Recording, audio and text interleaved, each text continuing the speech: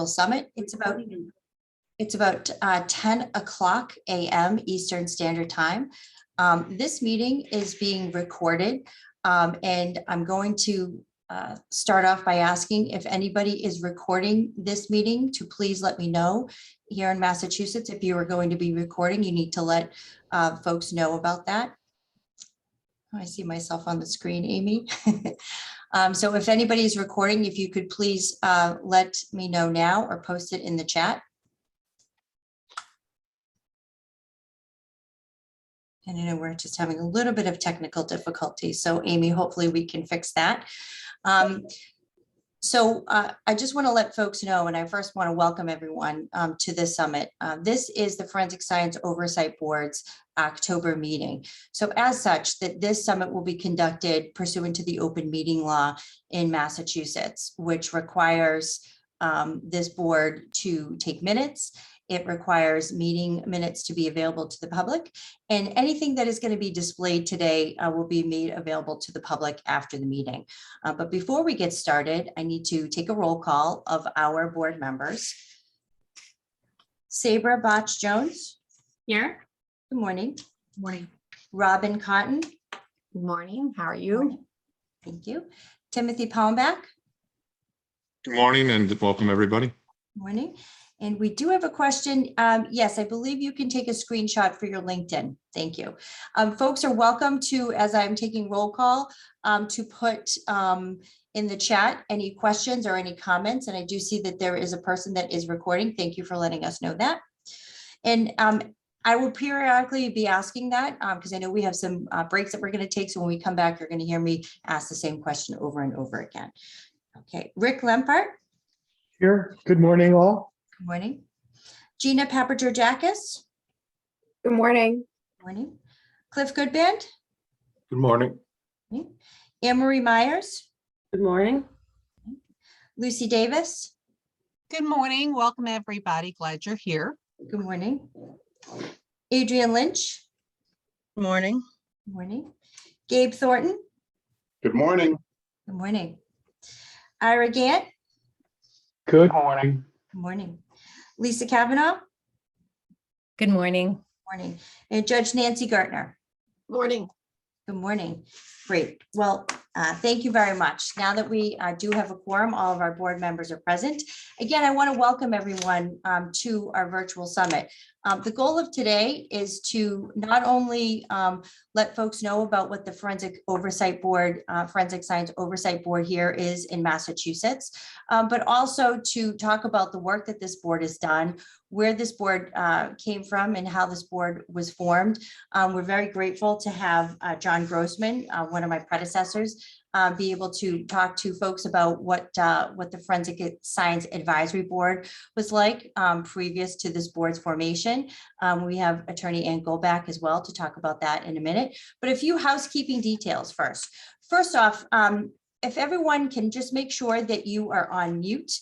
So that way it makes the meeting run more efficiently. We cut down on the background noise. I'm here in Boston, so there's a lot of background noise here. So one, put yourselves on mute, please.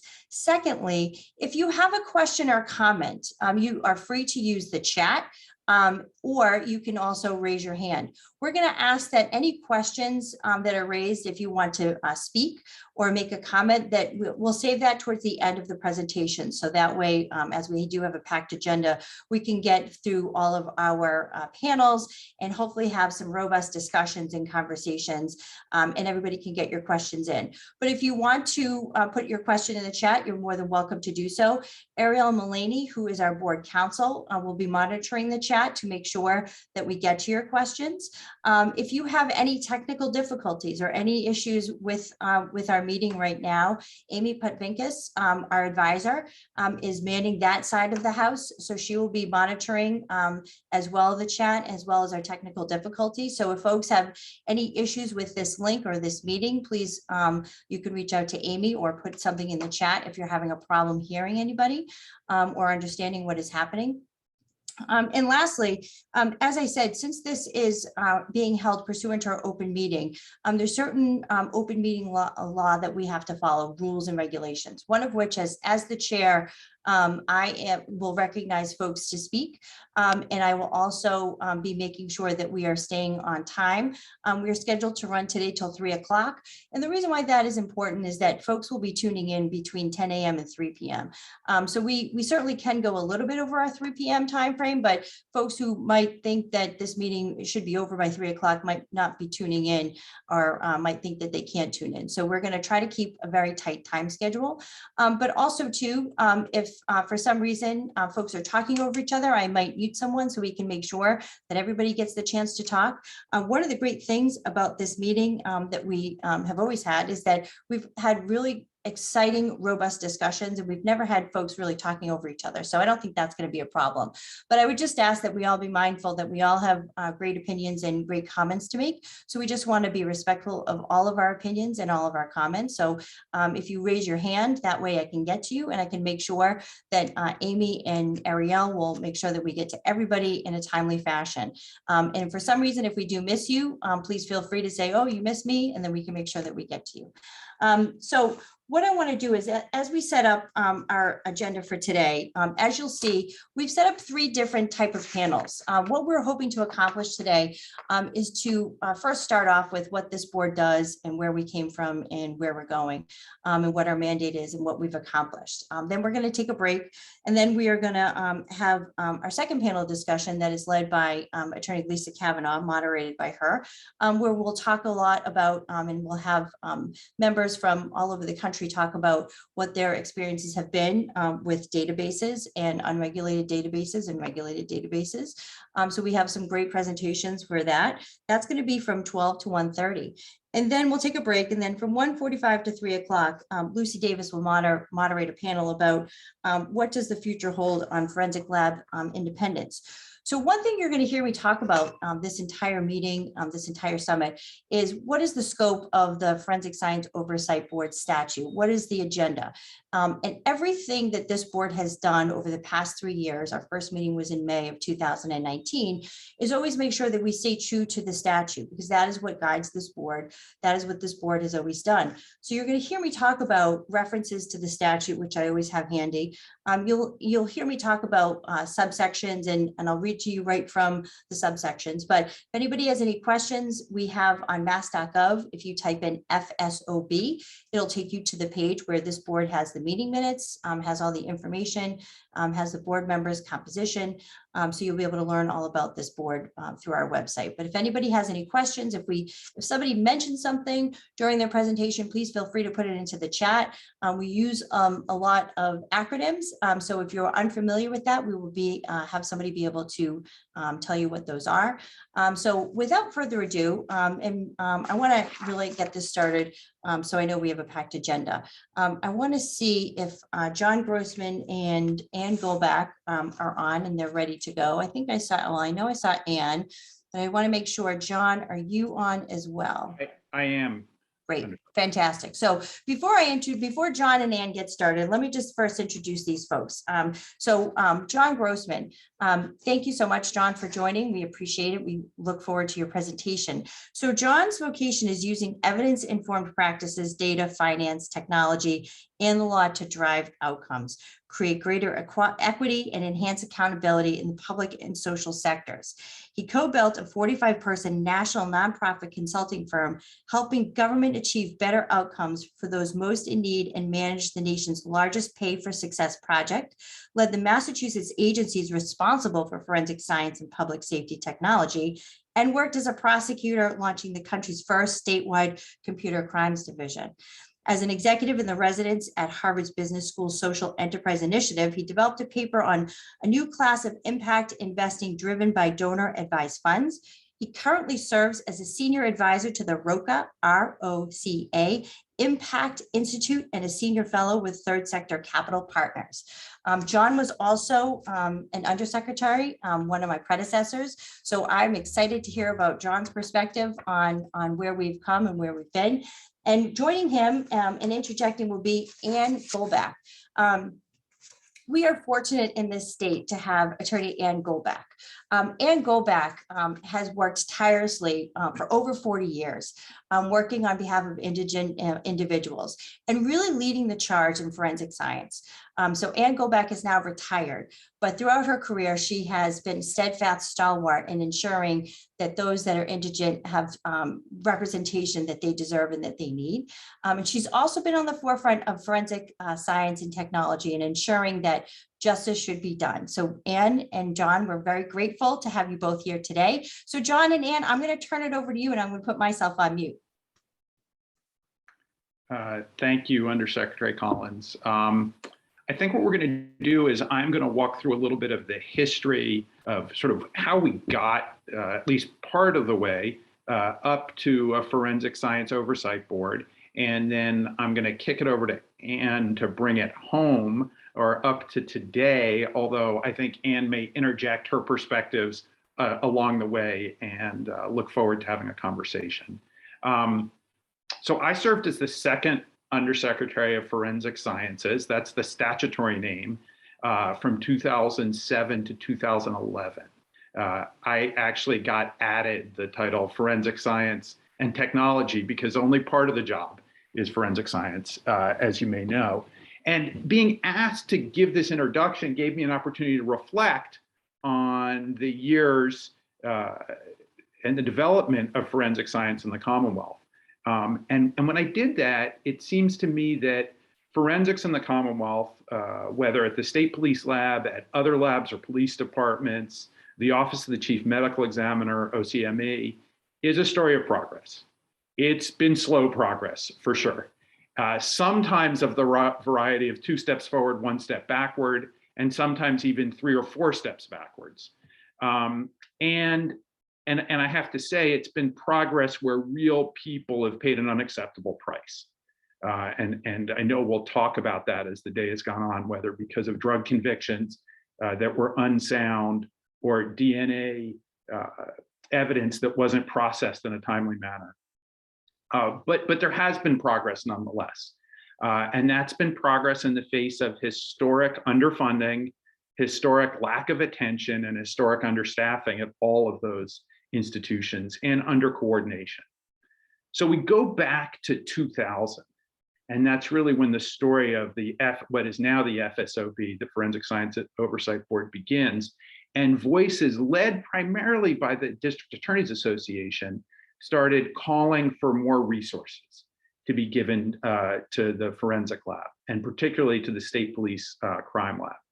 And that led to the creation in the 2003-2004 legislative session of the post that Undersecretary Collins holds now and that I held, the Undersecretary for Forensic Science, and of the Forensic Science Advisory Board in 2004. The FSAB was designed to share data and bring transparency to forensics work. And the Undersecretary basically had that role too. I think, and I've thought at the time, the Undersecretary was actually created and proposed by the DA's offices, and Adrian may have a different perspective on this, but so that they would have a single neck to choke, right? So that when they had a complaint about what was going on in forensics, they'd have a single individual to call, and that individual would have insight, as opposed to it being spread across different parts of the state bureaucracy. The board consisted of the Undersecretary, the Attorney General, the Colonel of the State Police, the President of the Chiefs of Police Association, the President of the Urban Chiefs Association, the President of the District Attorneys Association, a DA appointed by the District Attorneys Association, and the Commissioner of the Department of Public Health. That is a very prosecutor-heavy, very law enforcement-heavy board. It doesn't include any voices from the defense bar, nor notably does it include any voices of scientists, really, aside from the Commissioner of the Department of Public Health. And the board was charged with advising the Secretary on all aspects of the administration and delivery of criminal forensic sciences in the Commonwealth. And the key word there is advise.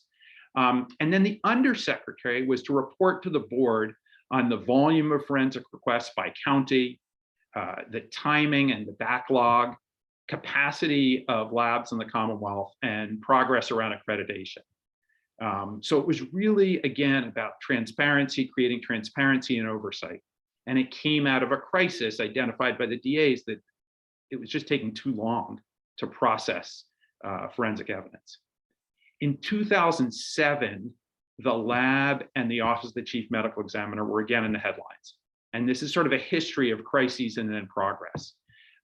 There were severe problems that were uncovered in the administration of the CODIS database. The administrator was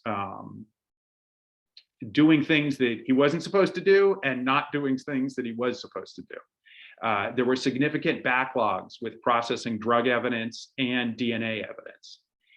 And there were backlogs at the Office of the Chief Medical Examiner, and in a story that was important but emblematic, they actually released a body under the wrong name, and that person was buried as a misidentified person, and they had to disinter the body and explain that. So that all led to the CODIS administrator, the lab director, and the chief medical examiner leaving under pressure or being dismissed in a very short period of time, as well as the commission of an outside audit of both institutions. And right in the middle of that, in the summer of 2007, I took the job as the Undersecretary of Public Safety for Forensic Science. And I think everything you need to know about that is when I went to meet with the people at Executive Office of Public Safety, I met a woman up there and I was introduced as the new Undersecretary, and she started laughing. And I said, "What are you laughing at?"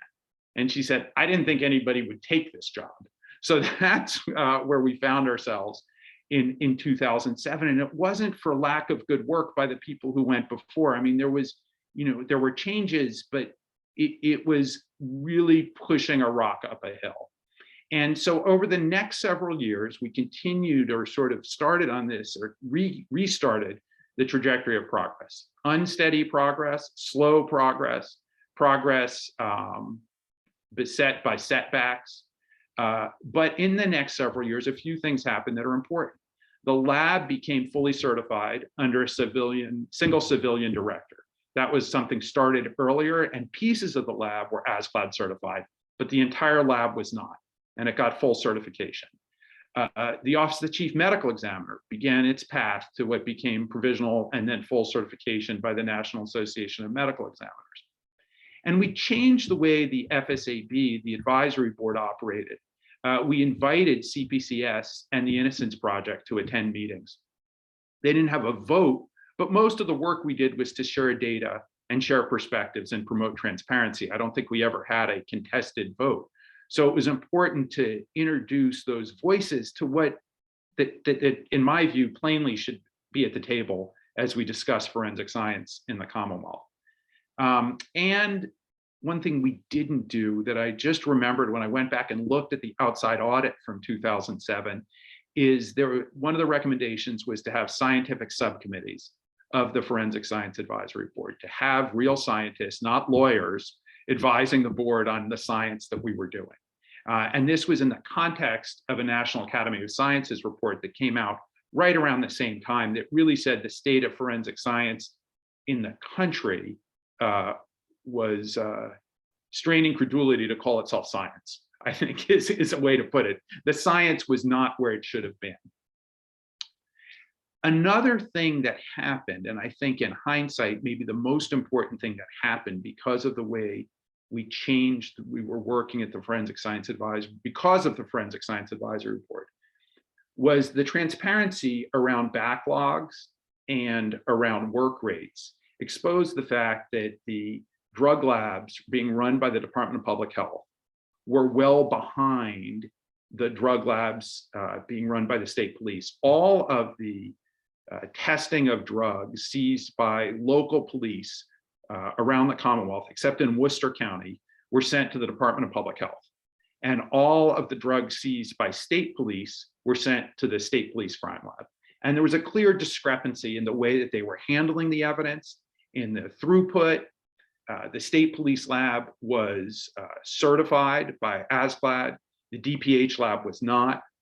And so we started looking at that issue and decided that actually the state police took on the local testing or the testing of drugs seized by local police in Middlesex County without any budget to do that, but just to try to equalize the workload a little bit. and address the fact that, justice delayed is justice denied, and not processing these cases was a severe problem. We also realized that there was a structural problem, that the labs at the Department of Public Health were never going to get the sort of attention that they needed, that it was secondary to the core mission of the Department of Public Health. They care about smoking cessation, they care about epidemics, and now we found pandemics. They cared about this work, but it wasn't their core mission. That is, testing drugs for purposes of criminal prosecutions wasn't their core mission. And that was shown in their budget requests, that was shown in their level of oversight. And so in 2012 or 2013, the drug testing functions were shifted from the DPH to the state police lab, and the state police were charged with taking over that work. And as a result of that, when the state police started looking at the DPH labs and auditing them so that they could bring them into an accredited environment, we know the results of that ensued. There was a criminal investigation. Annie Dukin confessed that she wasn't doing her job in an appropriate way, that she had made multiple misrepresentations. And then the subsequent revelations about other DPH labs came out, and we've been dealing with that in the years since. But it was the work of the FSAB and the work of the state police that led to that. In 2014, the FSAB changed slightly. They added certain membership. They added the chief of the Western Mass, the president of the Western Mass Police Chiefs Association. They added the head of the union that represents the scientists at the lab. And they added 5 new positions, 3 scientists and 2 defense lawyers. But the function of the advisory board didn't change at all. And that's really where my piece of the story ends. I think, though, it's important as we think about where we are today and where we want to go going forward, to reflect on what happened, particularly around the drug lab issue or the drug labs issue. On the one hand, location matters. It matters that the DPH labs, or the Hinton lab and the lab in Western Mass, were situated bureaucratically within the Department of Public Health, an agency that was not designed to track evidence, to present evidence, to follow things in criminal cases, to inculpate or exculpate wherever the science took them. It was a side function for them. And we saw the result of that in many ways. On the other hand, it's also worth noting that that lab was, by function, by structure, far more independent of law enforcement than the state police lab. And so, and that is the lab where the biggest problems in the history of the Commonwealth forensic science were exposed. And that it was a law enforcement lab and a takeover of a law enforcement lab that exposed those problems. So there's a tension as we think about what we ought to do going forward, to be drawn from what happened with the drug labs. And so that, as I said, is the end of my story. Anne, I don't know how you want to take it forward or fill in the gaps on that story. Sure. Thank you, John. I was very pleased when John invited CPCS and me to participate in the Forensic Science Advisory Board. I happen to be, by the way, for background, the only person who's been on both boards, the advisory board as well as the Forensic Science Oversight Board. And there's quite a contrast between the two. And as John said, it was an advisory board. As a defense attorney who had no voting rights to the board, I was basically there to listen to the various accountings involving budget, personnel, case processing, equipment, and things like that. And I could ask questions, but there wasn't much more that I could do as a defense attorney except to report back to the defense bar. Certainly, we did not have any function in terms of conducting independent investigations of wrongdoing, or at least that's not what was happening back then. John's provided a lot of background already about what was going on here in Massachusetts, as well as around the country. First of all, one thing I'd like to point out is that there were scandals in Texas in 2005 that led to the creation of the country's first forensic science commission, a commission that could actually investigate wrongdoing and really promote improvements in forensic science, cutting edge forensic science.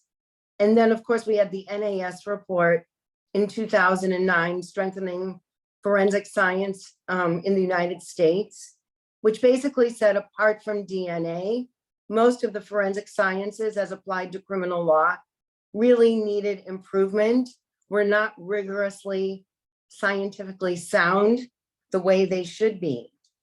And John has already outlined a number of the forensics problems and scandals that we were dealing with. I would add to that the breathalyzer problems that started in 2015, as well as the fact that we were uncovering more and more wrongful convictions here in Massachusetts with the help of DNA. Starting in maybe 2012, 2013, a number of bills were introduced to create a different kind of board, a commission or board that had more powers, more ability to improve forensic science here in Massachusetts.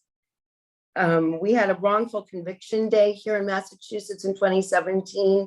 Will Brownsberger spoke. He's been a big proponent of the bills introduced to improve forensic science.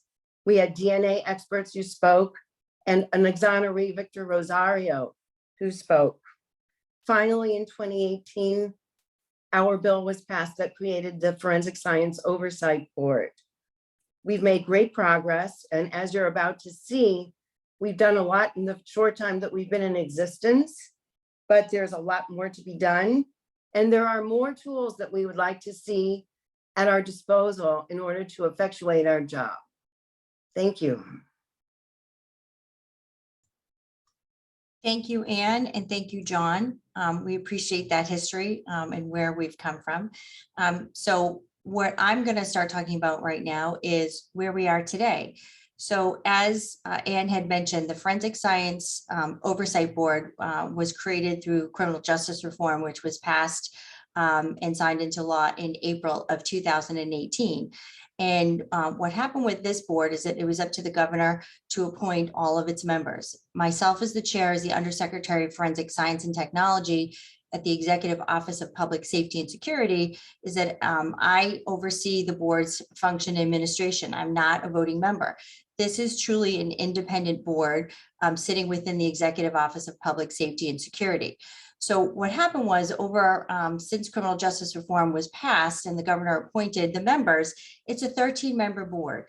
And the board has a forensic science expert, which is Saber Botch-Jones, a forensic laboratory management expert, two of them, Dr. Robin Cotton and Professor Timothy Palmbach. Cognitive bias expert, which is Professor Rick Lempert. We did have ETL Dror at the beginning of our beginning of the meetings.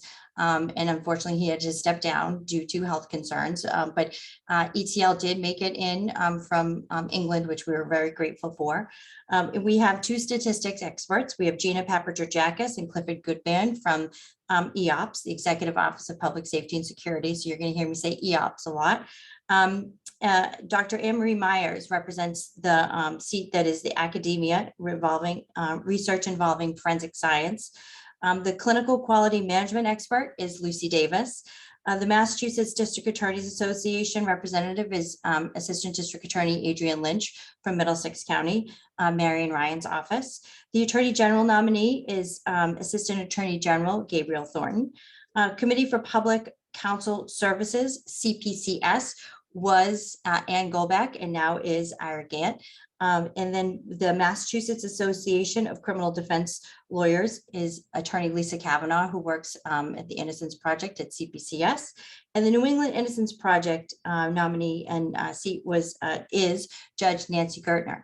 So these 13 members, when we first met in May of 2019 here at one, well, not here, I'm at One Beacon, but when we were at One Ashburton in Boston, the board's approach was a cautious approach because the board really didn't have anything to go on, in the sense that we looked at the statute, and with board counsel Ariel Mullaney and myself guiding this board to try to figure out, now what? Now what do we do?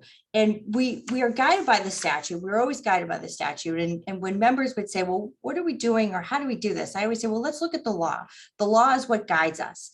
And the statute starts out with saying that the board shall have oversight authority over all criminal Commonwealth facilities engaged in forensic science and criminal investigation, and shall provide enhanced, objective, and independent auditing and oversight of forensic evidence used in criminal matters, and of the analysis, including the integrity of such forensic analysis performed in state and municipal laboratories.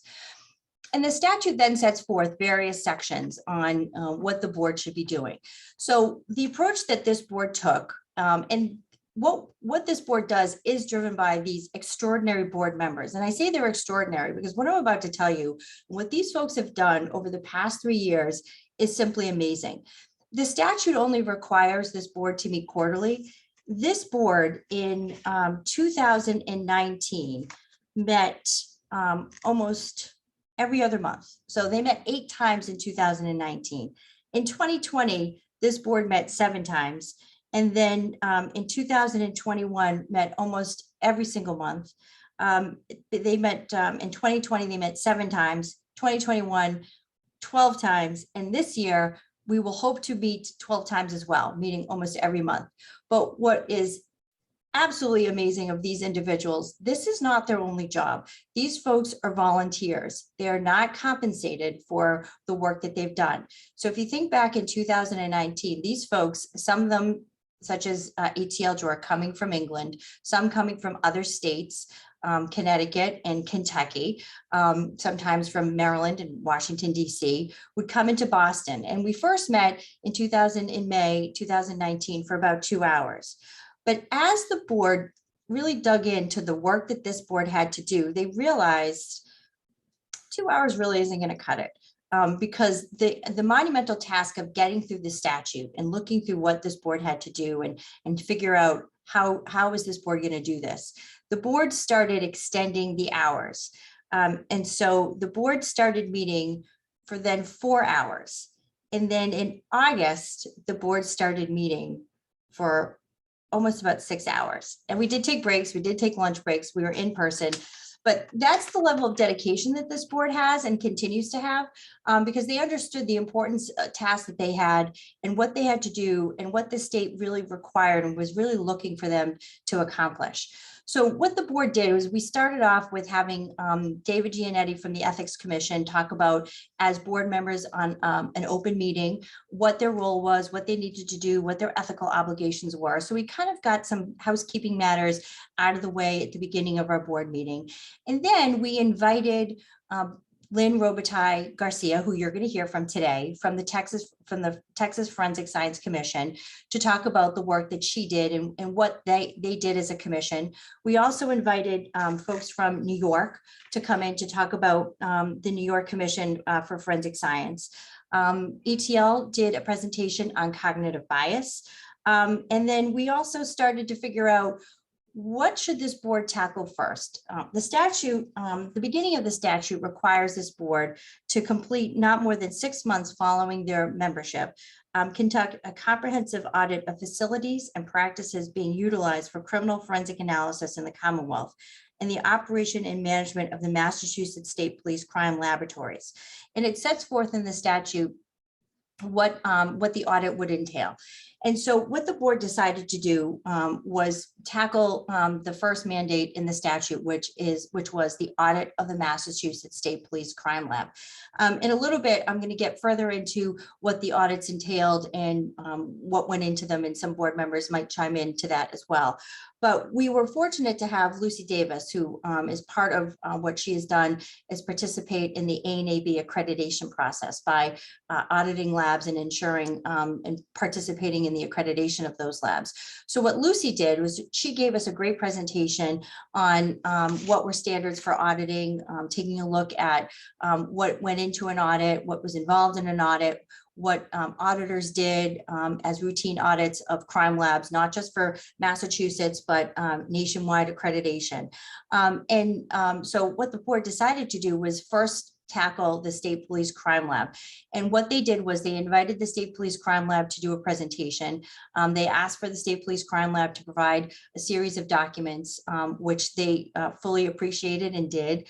There was never any pushback. The State Police Crime Lab with Kristen Sullivan as the director has been fully transparent with this board. And you'll hear later how the State Police Crime Lab, the Boston Police Crime Lab, and the Springfield Police fully embraced this board's auditing function and requests, and were full transparent, which was fantastic. And this board really dug in.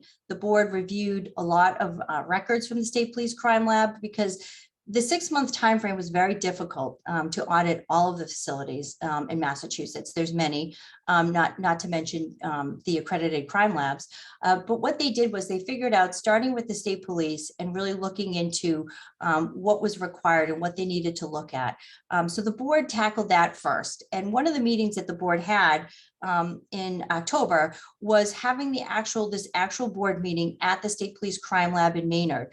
Thanks to the state police, thanks to Colonel Mason and Kristen Sullivan, they invited us into the lab and asked us to have our meeting there. And they gave us a tour of the lab. They allowed members of the board to tour the lab and show them the various locations in the lab. So what this board did was in December of 2019, this board issued its first report, and that was the audit report. And that comprehensive document from soup to nuts took a look at the crime lab needs and took a look at what the State Police Crime Lab did, areas of improvement, ways that they could improve for funding, ways that they could improve for space, and forensic science testing.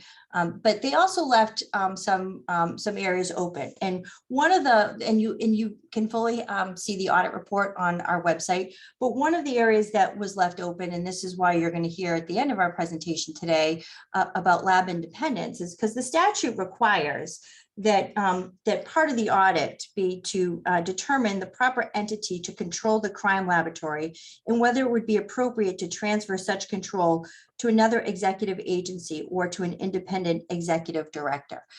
So you're going to hear at the end of this presentation today, at the end of the day, you're going to hear from various experts talking about lab independence. So that's where we go to our scope. And this board left that open to say they need more information. And so part of needing more information and learning more about lab independence, we're hoping that we're accomplishing that today. But this board is always welcoming of folks to present, folks to submit ideas, and as we tackle the statute. So when we got through that in December of 2019, and January 2020 was very hopeful for this board, because this board was looking at what they could accomplish and how we could accomplish all of the various parts of the statute.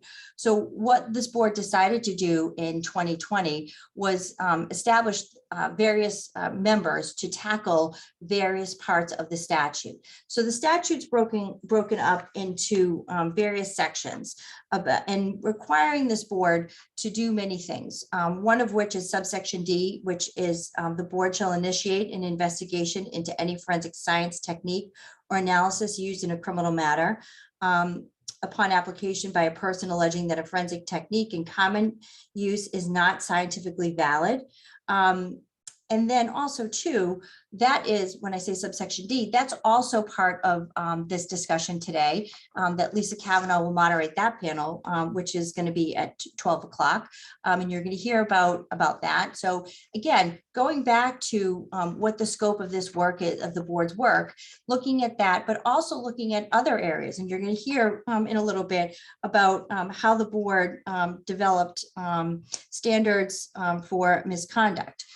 This board published a report in, I believe, most recently, let me just look at my notes, in January of this year, which you can have as well, a recommendation regarding professional negligence and misconduct. Gina Papager-Jackas and Saber Botch-Jones will give you a presentation on that in a little bit, but that's one of the reports that this board has published, and currently ADA Adrienne Lynch is working on her report, which is going to be tackling about evidence handling best practices, because the statute also is asking for this board to weigh in on evidence handling. And fortunately, this board has invited many speakers. You're going to hear from Sarah Chu and also from Lisa Kavanaugh from the Innocence Project, talking about what evidence is like now from trials that occurred decades ago, and lessons learned on what is the best way to not only handle evidence from the minute the evidence is picked up by a law enforcement agent, but how that evidence is handled from law enforcement to the prosecutor, to the trial court, from the defense attorney to post-conviction, where that evidence is stored, how that evidence is stored. So these various working groups have tackled these various subsections. But what the board also did throughout the years is also take a look at what was going on in Massachusetts and the emerging technologies, what was going on in terms of legislative bills. In 2020, what this board tackled was familial DNA. Senator Goby sponsored a bill within the Massachusetts state legislature about familial DNA. Familial DNA is not the law in Massachusetts, and Gant and Anne-Marie Myers will talk more about that in a little bit. But what this group did was take a look at that bill and made comments, and we are grateful to Senator Goby. She attended a board meeting. She listened to this board's comments. This board delved into the familial DNA bill, made comments which touched upon DNA databases, which touched upon CODIS, which led to a discussion and various papers submitted, letters submitted to this board from the Massachusetts District Attorney's Office, from the ACLU, about YSTR databases. And you'll hear about that from Lisa Kavanaugh and Lucy Davis, about what is an unregulated database and how that related to the familial DNA bill that was pending before the state. That bill has not passed, but what this board did through 2020 was take a look, an in-depth look at the familial DNA, and wrote a report on March 24th, 2021. That report is available to all of you on our website as well. But what that report did was take a look at what is familial DNA? What is the science behind it? Now, keep in mind, folks, that this board is mindful of the scope, meaning that science isn't for the defense, for the prosecution. Science stands alone. What is good science? Because good science is good for both a prosecution and defense, and is good for the society. So this board took a look at what was the science, what is good for the science, what is sound science, not how it impacts, but what does the science, where does the science take you, where does it lead you, and what is the genesis and the basis of that science. And that was what this that report focused on. And that the purpose of that report was to also help the legislators here in Massachusetts add to the bill, which they did. And we're grateful to Senator Goby for taking that report. And that bill, while it is not currently has not passed, this board currently monitors that familial DNA bill and see where that will go in 2023. But that was one of the reports that was generated. But also too, during 2020, this board also encouraged the State Police Crime Lab to present on anything that was going on in their lab. And the state police did bring in June of 2020 to the board what was going on with the breathalyzer as it related to the registry of motor vehicles. And this board also was going to have a presentation on the breathalyzer litigation. That litigation is currently concluded. So the board is looking forward to another presentation on that, maybe next month or the month after or next year. So this board is currently as actively engaged with not only the Massachusetts State Police Crime Lab, but the Boston Police Crime Lab, and welcoming them to present. And what has been very nice is that what we found is that the State Police Crime Lab, the Boston Police Crime Lab, and Springfield Police have welcomed this board's inquiries.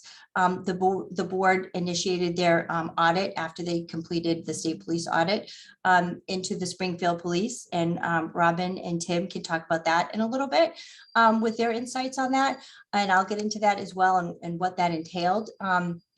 But there were presentations, there was open transparency of documents. And so the board was really focused on looking at a police department's forensic analysis after they finished with the State Police Crime Lab. So during 2020, we were fortunate enough also to have Sarah Chu present about the work that she's done when this board was looking at the familial DNA bill.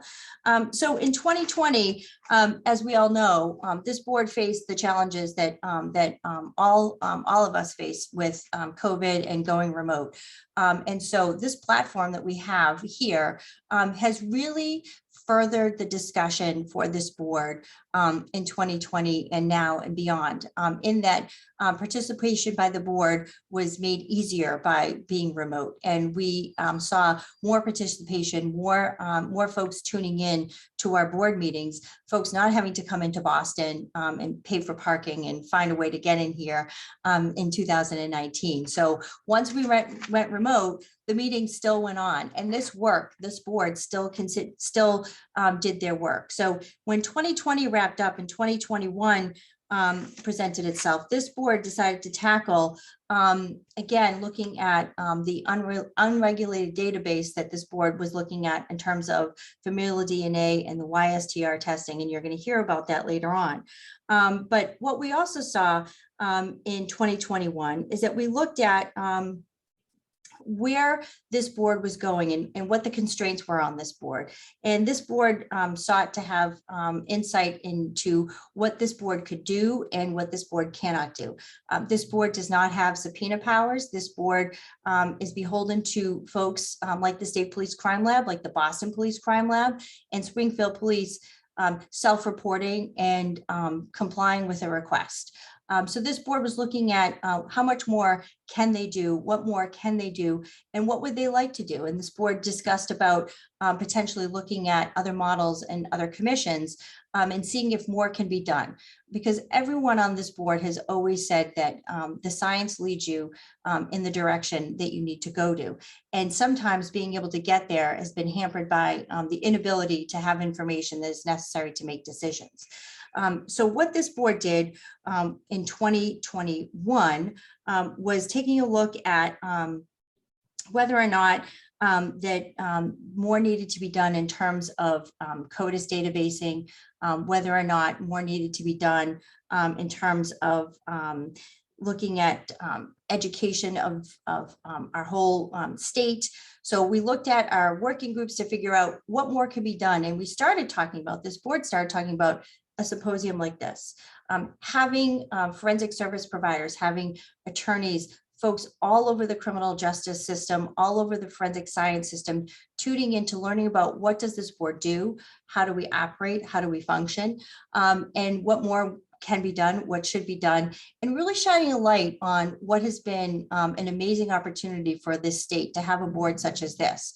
If you think about it, this board with no subpoena powers asked the State Police Crime Lab to turn over all of the documents that they needed to audit them and really open the transparency lid. And the State Police Crime Lab not only did that, but offered to have them come into their building and also did a presentation.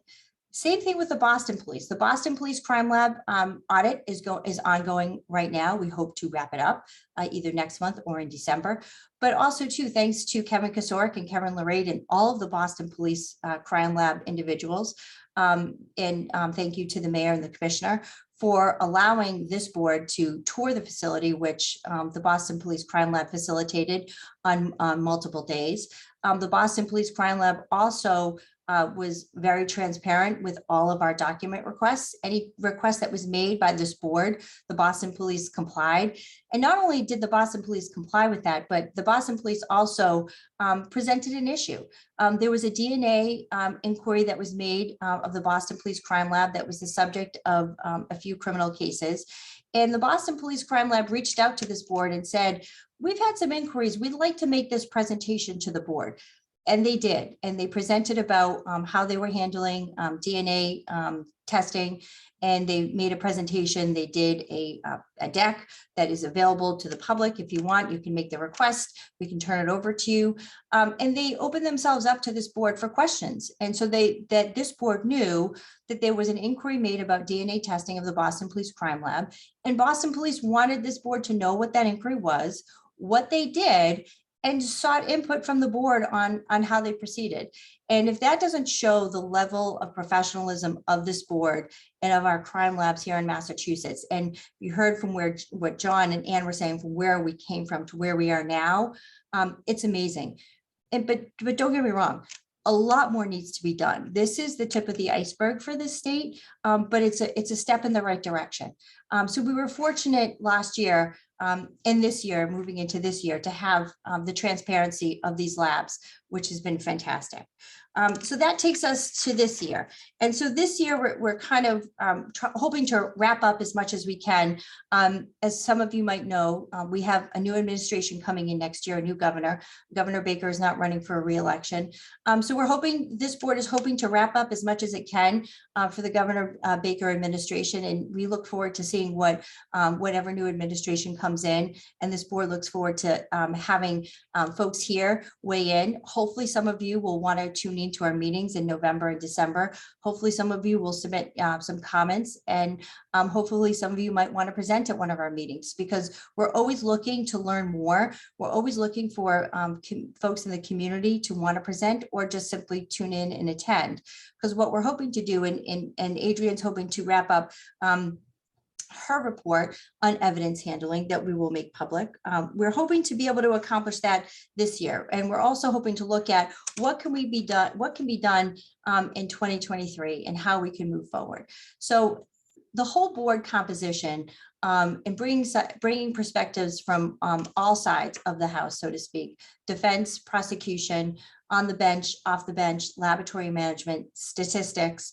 All of that being said is that all of these individuals are giving up all of their time, making themselves available between court dates, committing 6 hours of their time. Now, we're only meeting for 4 hours now, but committing 6 hours of their time to audit the State Police Crime Lab and to get through this statute and to understand what their mandate is. And that's always been a question, and that's something that this board is always looking to make sure that they stay within scope, to understand that they've been entrusted with forensic science and making recommendations and guiding the state and steering the state into some uncharted territories. And they take it seriously. And I'm extremely grateful. I'm proud and I'm honored to be the chair of this board. The work that these folks have done and the effort that they've put in is just amazing. So I'm very grateful, and I hope that folks will take the time to tune into our meetings and to attend our meetings and hear what we're doing, and also provide feedback. This board is trying to guide itself, so to speak. And we hope that we're offering guidance to the state, and this board hopes that as we move forward that we offer more guidance. But this board is also looking to do more, and how this board can grow and what more can become of this board. So you'll you'll hear that carried out throughout the day, and you'll hear that in other meetings. But what I want to do at this point is that I want to turn it over now to the last part of this panel. We have about an hour left before our break, and I also want to leave time for questions and comments to be made. And I see that we have some questions, a comment in the chat, which is fantastic. And before we move on to what we've accomplished thus far, we do have a question as to what staff and budget resources are currently provided to the Forensic Science Oversight Board.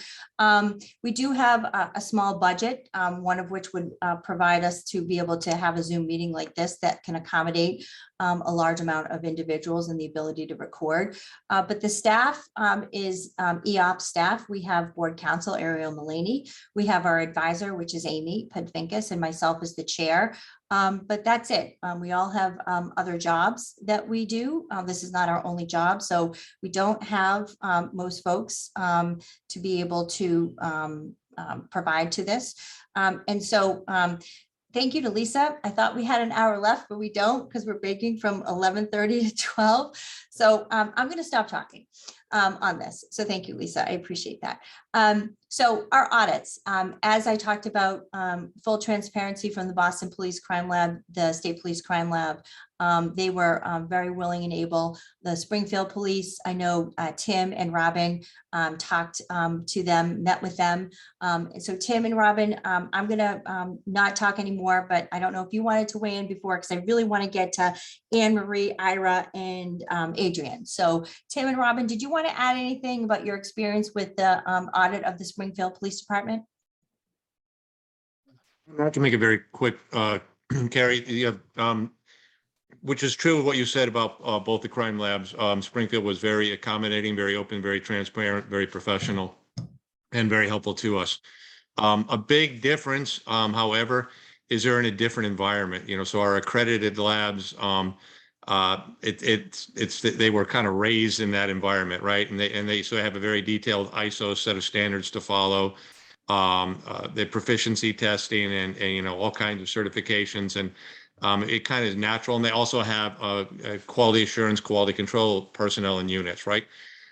All of that is really different within the police community. And what you find in police communities, not that they're not professionally accredited, because they certainly are, but it's focused completely different. Not really, it doesn't do a good job at all of embracing the lab structure. So when you end up like Springfield PD with some of their services doing crime scenes as well as fingerprints and some kind of basic evidence processing and evidence storage, they like many of these smaller PDs have to kind of put this all together on their own, because there's not a like Cully or any of the larger law enforcement accrediting bodies really don't fully embrace that, and that's what their administrative staff know and understand. So they're kind of out there on their own trying to put this together, and so a lot of what we've done, honestly, is just kind of mentor them and guide them if we can, and say, what about certifications, and what have you done with the IAI and or other accrediting bodies, and what have you done about training and certifications, and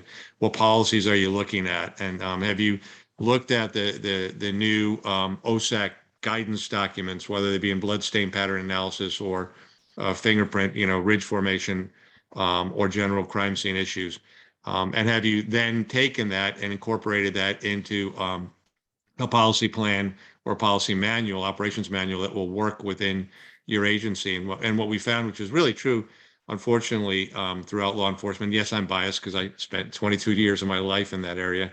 They're wildly understaffed and under-resourced, just to stay afloat, let alone take on a task like this. So it is a bit of a different animal. Have they made improvements since we've been there? For sure. Do they have a good plan to make additional improvements? Yes. They're going to probably be slower than any of us would like because of resource issues.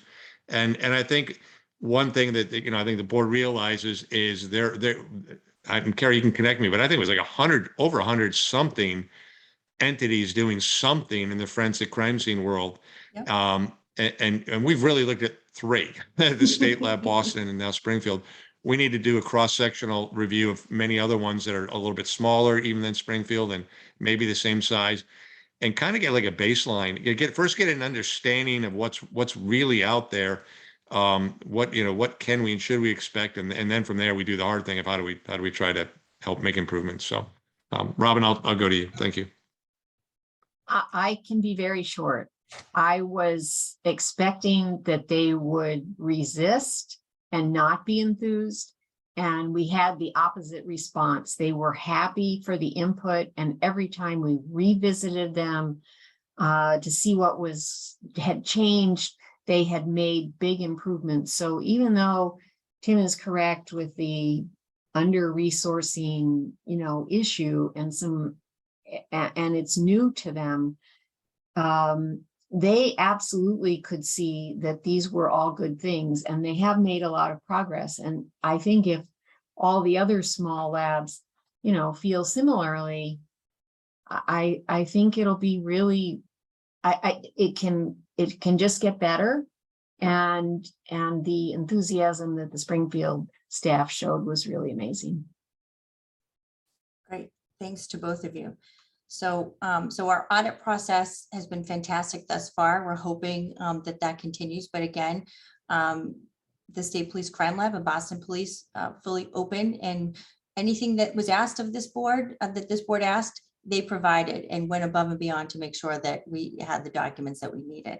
So I'm going to turn it over now to Ira Gant and Anne Marie Myers to talk about policy and emergency technologies. So folks, I'll turn it over to you. Thank you, Kerry.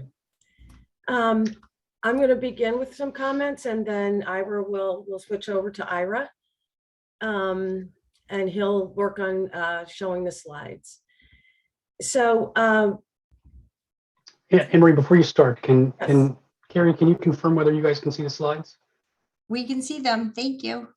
Great, thank you so much. Anne Marie, go ahead. So as Kerry mentioned, one reason the legislature established the Forensic Science Oversight Board was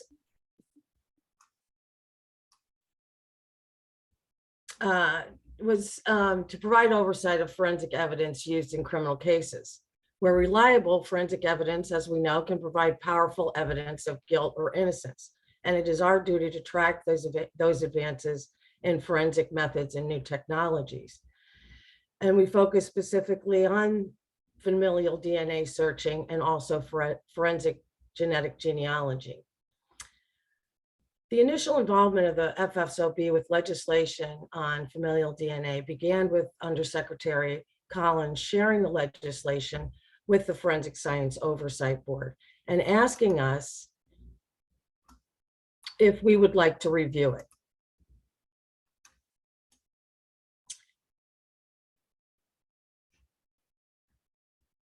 This bill had been submitted to the Missing Persons Task Force by Heather Bish, the sister of a murdered lifeguard, taken from her post in 2000. And that bill had been borrowed, if you will, from the New York State Legislature and revised and submitted to Senator Ann Goby and Todd Samola. And Undersecretary Collins also chairs that committee and felt that the FSOB would like the opportunity to review it. And as she mentioned, we discussed the bill and decided that this emerging technology was under our purview and decided to establish a subcommittee to study the problem.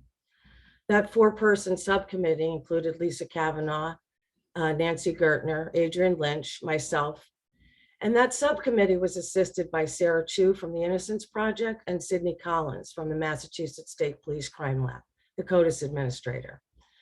And as Kerry mentioned, we put together a 4-part report that took the better part of a year. And we drew from many different specialties and looking at the literature that is available nationwide and the discussions about familial DNA, its uses, but also its abuses and potentially the lack of guardrails that are up for legislation or up for this technique in laboratories, because again, policy may drive the use of it as opposed to legislation. And The report basically crystallized the history of its application, the scientific validity of familial DNA, and the implementation by other states of familial DNA, either by policy or by statute. Our draft report was reviewed by the committee. There were a lot of good feedback and discussions across that full year. And we were able to draft a report and put it together, and by March of 2021, it really represented that full commitment to understanding what it would take to implement that technology across the Commonwealth, and how important it would be to have it regulated by accredited labs as opposed to being used essentially by law enforcement entities and the like. In May 2022, we were able to take this legislation forward as a highlight of Missing Children's Day. And we reinforced at that time how important it was to bring in all of our stakeholders. And as was mentioned in the early part of this presentation, that's what's been so unique and productive and powerful about the FSOB, is that there are so many more shareholders that are involved in the process. And we were able to highlight district attorneys, and they were advocating for more resources, especially technological resources. We were able to bring in victim advocates, as well as families of the murdered and missing, Heather Bish, Donna White, and Murray. And all of these individuals had worked to help in the hearings and advocate for the passage of the bill, and especially the victims and families of the murdered and missing. This is where the unresolved cases or familial DNA would allow us to add this robust technology to these unresolved cases that have not been able to move forward. We emphasize the validity of putting this type of legislation in place to regulate the use of this powerful tool. I'm going to turn it over to Ira. Thank you, Anne Marie. Yeah. So as Anne Marie noted, like the FSOB studied the bill as it existed, as it was originally submitted, and made some recommendations and raised some concerns. One of the voices they heard from, in addition to those that Anne Marie highlighted, were defense attorneys, privacy advocates, civil rights advocates that were concerned about familial DNA searching. And I should note, because we're going to talk in a minute also a little bit about forensic genetic genealogy, these two terms are sometimes used interchangeably when they mean different things. Familial DNA searching is essentially the searching of a DNA database of some sort for DNA that is similar to DNA found at a crime scene or involved in a suspected crime in some way, to find someone that might be the relative or a close relative of the source of that DNA. And so defense attorneys, privacy advocates raised privacy concerns as well as technological concerns related to this. In addition, the language from the bill that was originally submitted, there were concerns that essentially there was no space for defendants to ask to use this technology. It was largely a technology that was permitted, that was giving authority and an ability to law enforcement, Commonwealth, and others. And so after the submission of this report, the bill was resubmitted in the most recent year, and some of the language was changed. They essentially put more regulations and control and oversight onto familial searching. As Kerry mentioned, and as Anne Marie mentioned, the bill has not passed. It's likely that it will be resubmitted. There seemed to be some concern about the changing of the language and about some of the oversight and regulation that was put on it.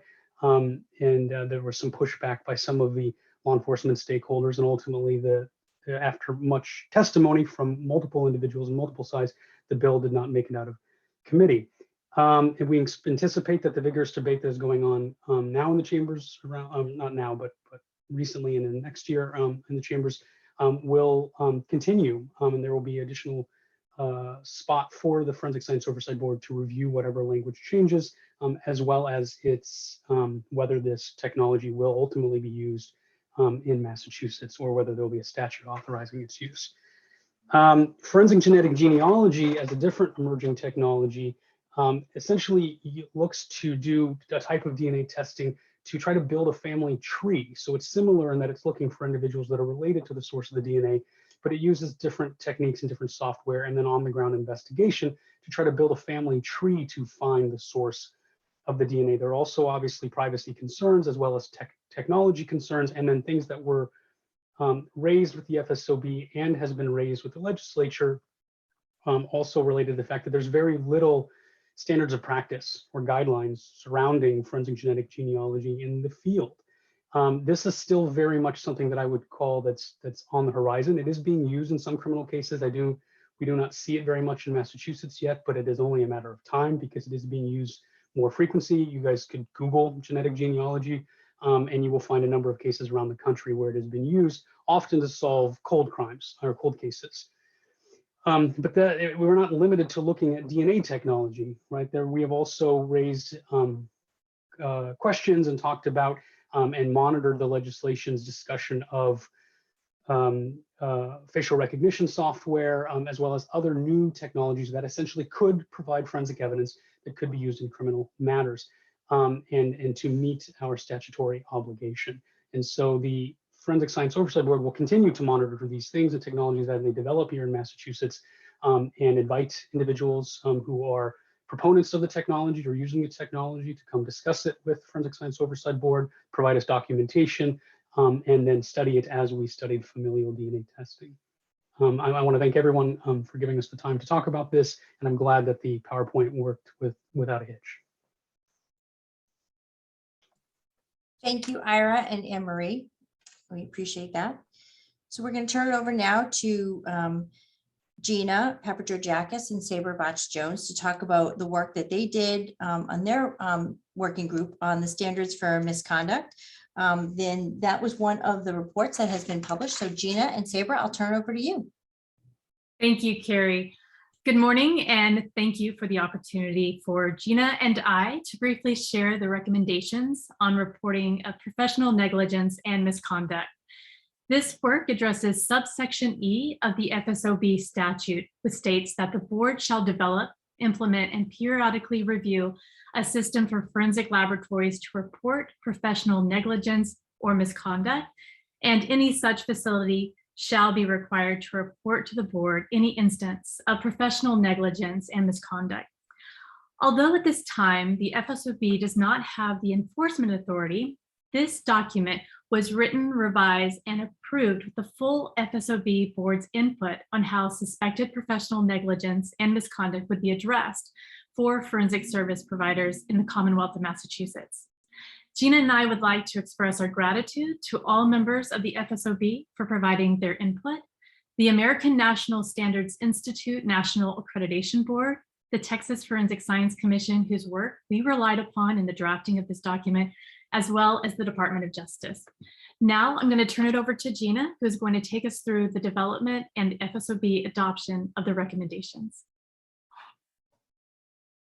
Thank you, Sabra, and thank you to everyone joining us today. I'm really excited to see that our symposium has gone international.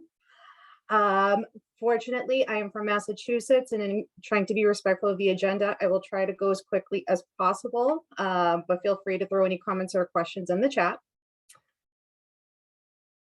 Oops, sorry. So as mentioned, the FSOB does not have enforcement authority at this time. So we approached this task from an advisory perspective and created a document in an outline format that includes the following sections, including terms and definitions, professional responsibility of forensic science service providers, reporting professional negligence and misconduct, personnel records, and standards for retention of documentation. In approaching each of these sections, we researched existing documentation from both boards and commissions in similar capacities across the country, as well as authorities. We also researched existing legislation in the Commonwealth pertaining to personnel records and documentation retention.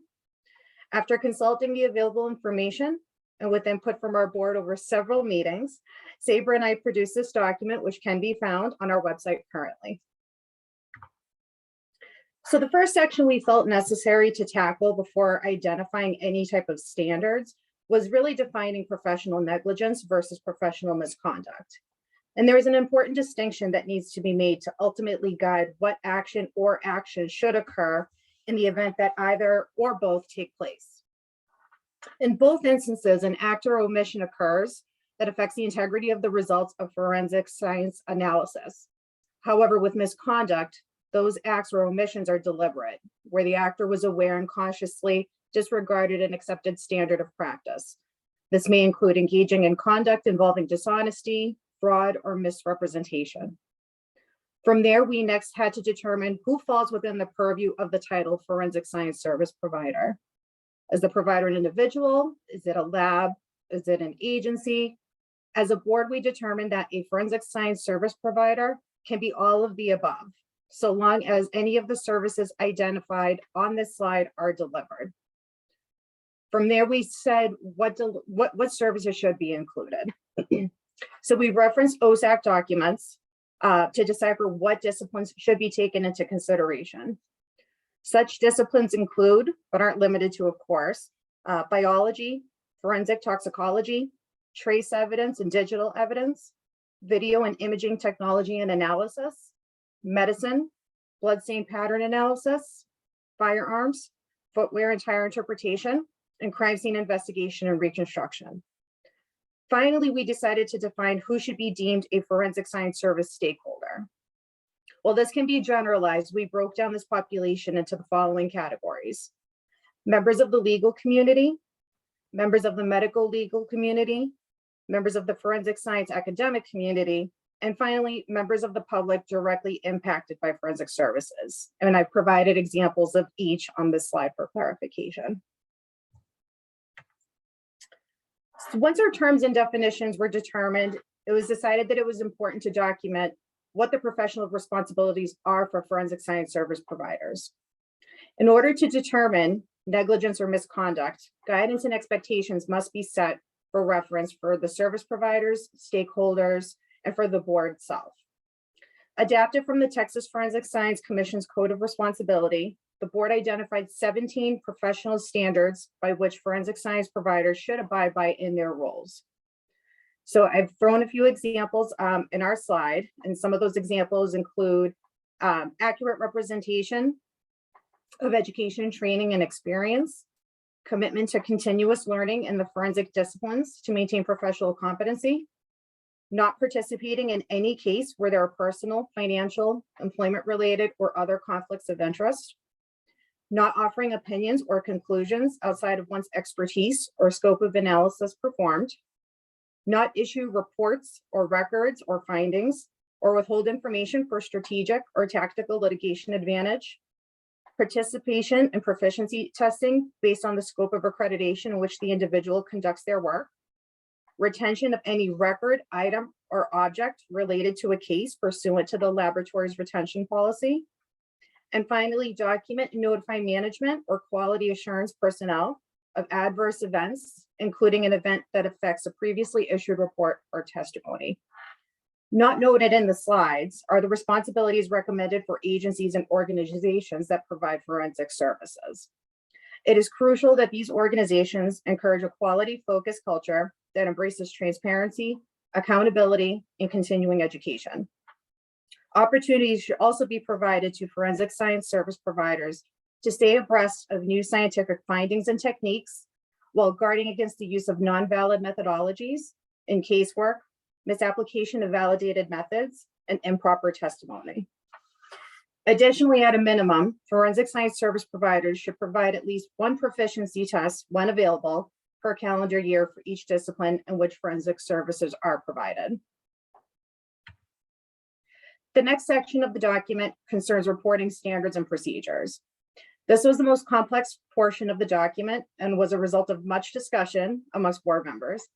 We again approached this from an advisory point of view, understanding that these procedures are not currently possible within the board's authority and structure. Having said this, forensic science service providers should have a procedure for documenting professional negligence and misconduct. Our proposed recommendation provides that when issues of professional negligence or misconduct occur, The provider and or stakeholder is obligated to report these to the board and provide all relevant documentation for review. Accredited forensic science service providers are also required to report issues of professional negligence or misconduct to their accrediting body. If the issues of professional negligence or misconduct affect the adjudication of criminal cases, all legal parties involved should also be notified. So this slide provides a sort of visual flow chart of what this process could look like should the mission and charge of the board change, and with the appropriate resources for the board to maintain such protocols and oversight. The onset of the process is the reporting of the allegation of professional negligence or misconduct to the board. This could be done directly by any of the stakeholders or a forensic science service provider themselves. One suggested avenue that we discussed for reporting such allegations could be an online submission on the FSOB website. A standing review committee would review such allegations to assess if the report warrants a full review by the board. If so, one of three possible dispositions could be voted on and administered by the board, such as a dismissal of the report if no professional negligence or misconduct is determined to be found, providing guidance for educational purposes in the event of negligence, and then take other such action as appropriate in the event of misconduct. Finally, the board recommended the adoption of guidance as it relates to personnel records and the documentation retention. Existing legal standards pursuant to Massachusetts general law was referenced regarding personnel records. This dictates that an employer shall notify an employee within 10 days of the employer placing in the employee's personnel record any information to the extent that the information has been used, or may be used to negatively affect the employee's qualification for employment, promotion, transfer, additional compensation, or the possibility that the employee will be subject to disciplinary action. The board also recommends that reports of professional negligence or misconduct and of subsequent investigations and outcomes received or made by the FSOB should be retained indefinitely. Documentation presented during executive session is not subject to public record, as is currently the case. Just wanted to give a final thank you and special recognition to the Forensic Science Oversight Board, Undersecretary Collins for her guidance, the American National Standards Institute's National Accreditation Board, the Texas Forensic Science Commission, and the Department of Justice. And I want to thank you all again for joining us. Thank you, Gina and Sabra. That's fantastic. And again, folks, all of our reports and these presentations are available on our website, will be available on our website. I'm going to turn it over to Adrienne Lynch, Assistant District Attorney from Middlesex County, to talk about the work that she's done working with Nancy Rothstein from the Attorney General's Office, who was a former board member, on evidence handling. Adrienne, I'm going to turn it over to you. Thank you, Kerry. Good morning, everyone. This report is covered in subsection I of the statute, and it calls upon the board to develop protocols to ensure proper chain of custody of evidence. And Nancy and I endeavored to draft the protocols in the nature of best practices that cover evidence handling from the time that it is collected in the field to the ultimate disposition of the evidence. It certainly does not supplant the protocols of accredited laboratories promulgated in compliance with their accreditation. However, we did incorporate much of the information from those standards into this protocol. When you look at this topic, it affects various stakeholders who are all potential links in the chain of custody. You have police and law enforcement who have the initial responsibility for collecting and preserving and holding the evidence. You have hospital and medical personnel who can also be individuals who collect the evidence. You have the lab personnel who are examining it. And you have the attorneys, both prosecutors and defense attorneys, who need to examine evidence, handle it in court, and offer it in evidence as exhibits. And court personnel who have custody of the items during the hearing and in the event of conviction thereafter.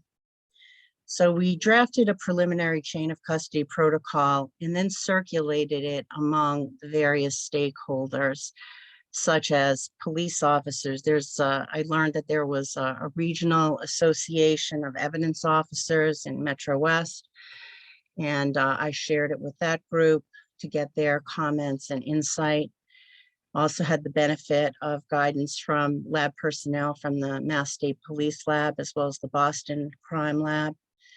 We consulted with SANE nurses, with trial attorneys, and with the assistance of the general counsel for the Office of the Chief Justice of the Trial Court, Michael Sullivan, the clerk magistrate in Middlesex, as well as Daniel Flaherty, the assistant clerk magistrate, reviewed them from that lens. The purpose of this protocol is to ensure the integrity of the evidence from its collection through its authorized destruction, as well as maintaining its utility for testing post-conviction pursuant to Chapter 278A.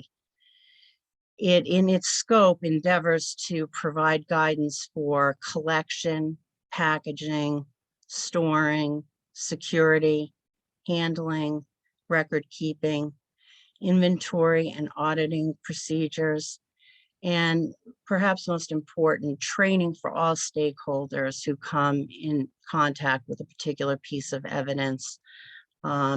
And we're exploring the possibility of having in-person sessions for court personnel and attorneys that would handle and police who would handle the evidence, or trying to come up with an online format through our website that would enable people who will be involved in the process of handling evidence to familiarize themselves with the protocols. As was noted in the case of the district attorney for the Northern District versus the Superior Court Department, in a decision in 2019, Justice Lowy noted that this issue of evidence retention and storage is an important issue confronting the criminal justice system, and the integrity of the criminal justice system relies on the three branches of government, judicial, executive, and legislative, to get together on the same page in order to facilitate the implementation of best practices across the spectrum. Specifically, it will require long-term planning and expenditures for the safe and secure retention for long periods of time that Chapter 278A anticipates, which is the length of the sentence in any probationary period after that. It has to be reviewed as a shared responsibility, because whether it's being held in the custody of police departments or in the custody of the court, we need to have adequate space and quality, climate control and security in order to maintain the integrity. In terms of the resources, you have very small police departments, some very small courthouses, very limited short-term lab storage space. And so it will require an expenditure of by the legislature of funds in order to facilitate this. But as was noted in the decision of District Attorney for the Northern District versus Superior Court Department, it's really a matter of the expenditure being made upfront or running the risk of making these expenditures in the nature of judgments for wrongful convictions. We hope to, as I say, facilitate training, because that is one thing that was noted in the decision by Justice Lowy, dealt with the fact that, court personnel are not by nature trained in the packaging, storage, and quality assurance measures necessary to store evidence long-term. Similarly, attorneys need to understand how to best handle evidence and how to best present it in court so as not to destroy the integrity of the evidence. And so hopefully with this protocol, we'll be able to engage both the executive and legislative branch in coming up with a proposal that will address some of these issues. And we hope to have that voted on by the board and discussed by the board by the end of the year. If anyone has any suggestions as a stakeholder in the process, we'd be more than welcome to hear them and consider them. Thanks. Thank you, Adrian. We appreciate that. So it's almost 11:30 Eastern Standard Time. We have a factored in break from 11:30 to 12, but I want to open it up. If there are any comments or questions, folks want to raise their hand or put anything in the chat.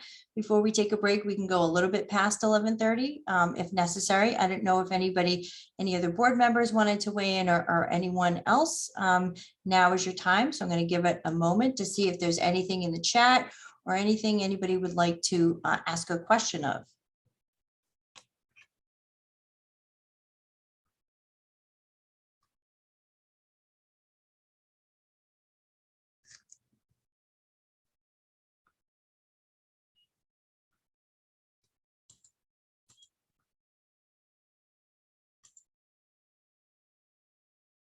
I don't see any questions or comments. I don't see anybody raising their hands. Just double Kerry- checking. Oh, go ahead. Kerry, there was a question from 1053 from Marna McClendon. I don't think Oh, that great. one's Thank being you, answered. Ira. Mhm. Let's see. Thank you. The question is that we don't have a staff and budgeted resources for the FSOB. We do have a small budget that is dedicated to this so that we can have a platform such as this. But those that work on this board, the board members, they're all volunteer. They're not compensated. And we all have other things that we're all doing. So thank you for that. Any other questions or comments before we take a break? Okay, seeing none, it is 11:30. So what we're going to do is that we're going to take a break in terms of this meeting, and that we will resume at noontime Eastern Standard Time here. So what we normally do with our meetings, folks, is that you should please remain on mute, turn your cameras off. When we regroup at noontime, I will be back on camera, and I will remind folks that we are recording, and remind folks that if you are just joining us at noontime to let me know if you are recording. We have a few folks who are recording this, which have already alerted me to that. Thank you. So we will resume at noontime, and at noontime, Lisa Kavanaugh will talk about a lot of DNA databases, unregulated databases. So thank you to everybody for right now, and we'll see you at noontime.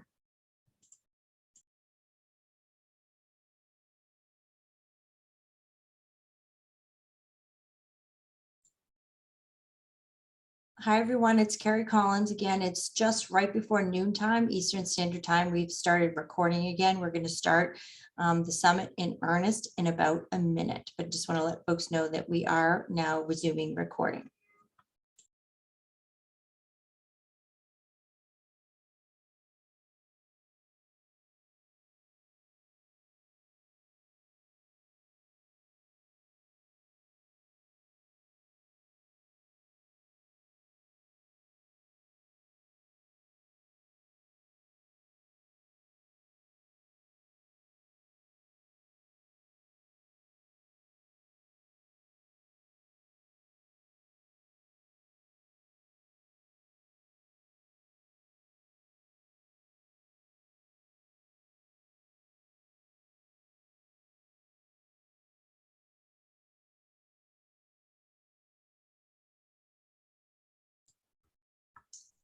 Good afternoon, everyone. Thank you again for joining the Forensic Science Oversight Board Summit.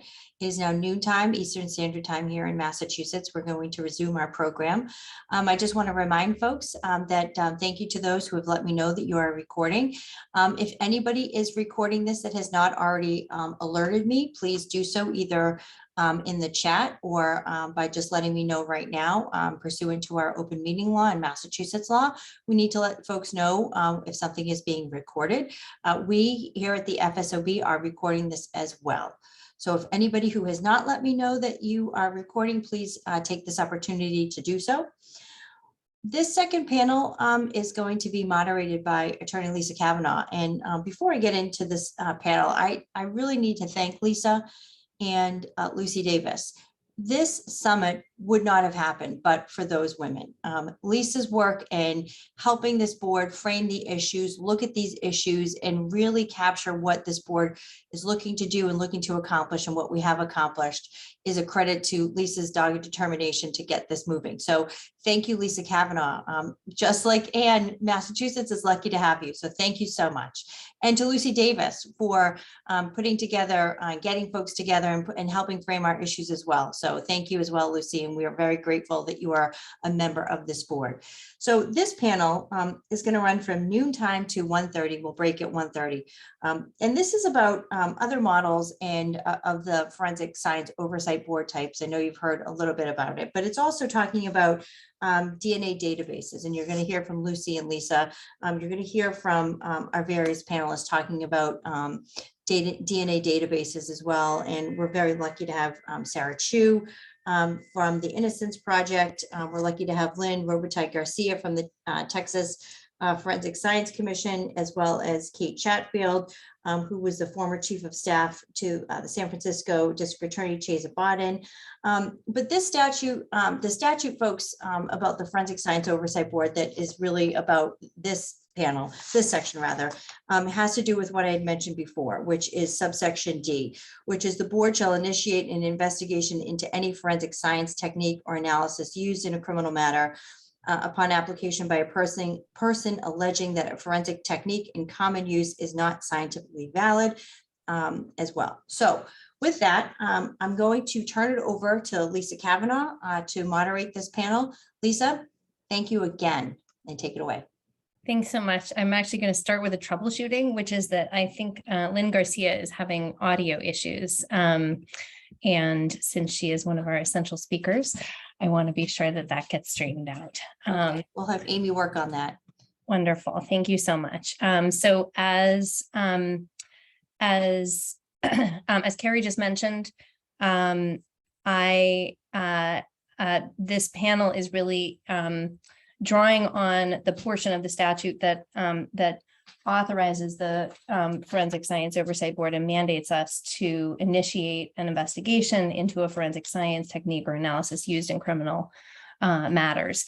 And what we decided to do with this panel was to bring in experiences of others around the country, drawing first from Sarah Chu, who's going to give us an overview of what different models of forensic oversight across the country, and then turning to Lynn Garcia, who has led the Forensic Science Commission in Texas, to talk about a specific example of a way that that the commission in Texas has had an impact and responded to and conducted an investigation. And then we're going to hear from Kate Chatfield, who's going to talk about the discovery of an unregulated YSTR database, and STR database being maintained by the San Francisco Police Department. And finally,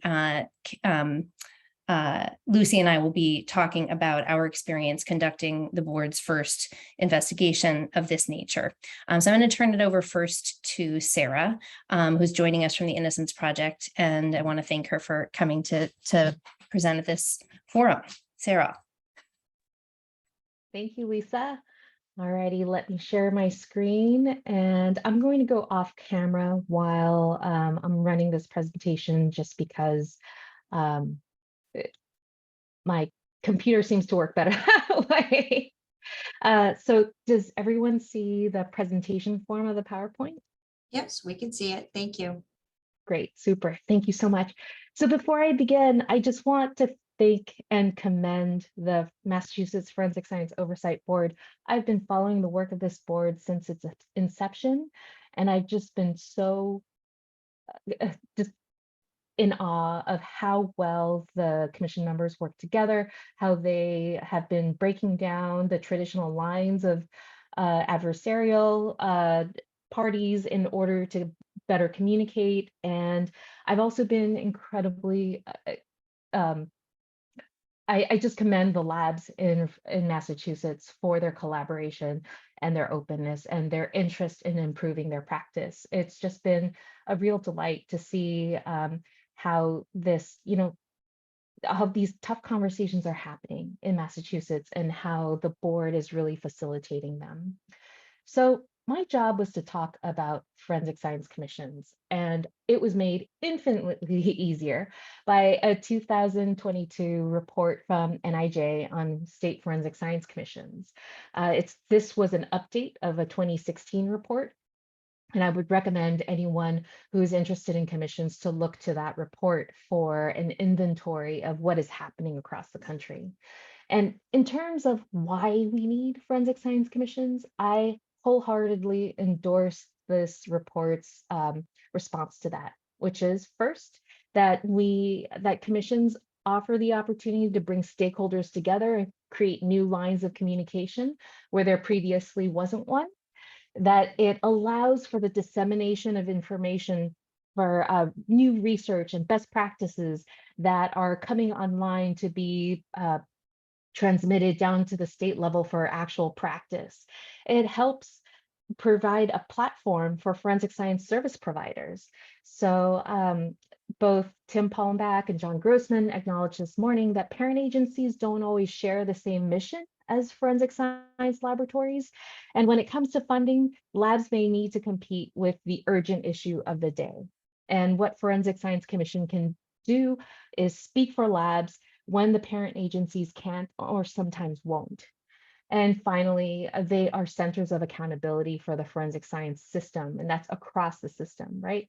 And so being able to identify problems as they occur and to both mediate and remediate them. So the inventory in the NIJ report reports a number of existing statutes and commissions that exist across the country. And in my analysis, I've removed the Michigan Forensic Science Task Force. It was included in the report, but that task force is really a planning committee that is hoping to lay the groundwork for legislation for a future commission and doesn't actually have the powers and duties of a commission. So my numbers may be a little bit different from the ones in the NIJ report. So the NIJ report includes 23 what they're calling forensic science oversight mechanisms. They exist across 21 states and the District of Columbia. The reason those numbers are different is because some states have more than one entity, and of those, 17 are active by statute, 3 are active by other means, and 1 in Minnesota is inactive. And when you look at, so here I plotted the establishment dates of the commission, of the 20 active entities. Where there were more than one in a state, I selected the entity that was active. Here I'm plotting the establishment date over the number of commissions. And you see that since 1992, I think, or 1991, there have been about 2 entities created every 3 years. And it's important to note that the entities are created for different reasons. So in some cases, they were created in response to being to comply with the federal Coverdell grant. And the Coverdell grant is a federal grant that supports non-DNA testing. And in return for the funds, laboratories need to name an independent external entity that has a process in place to address and investigate allegations of negligence and misconduct. Some entities were created in response to the NAS report, and some were created in response to adverse events. And I think one of the most notable and important and specific and unique powers of a commission is its ability to implement the duty to correct and notify. This is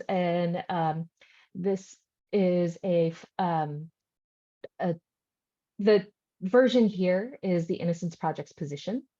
So the duty to correct is a laboratory responsibility that when something goes wrong, that the lab identifies all the cases impacted by the adverse event, determine the system level and cultural causes, and remediate these problems in a way that it doesn't reoccur.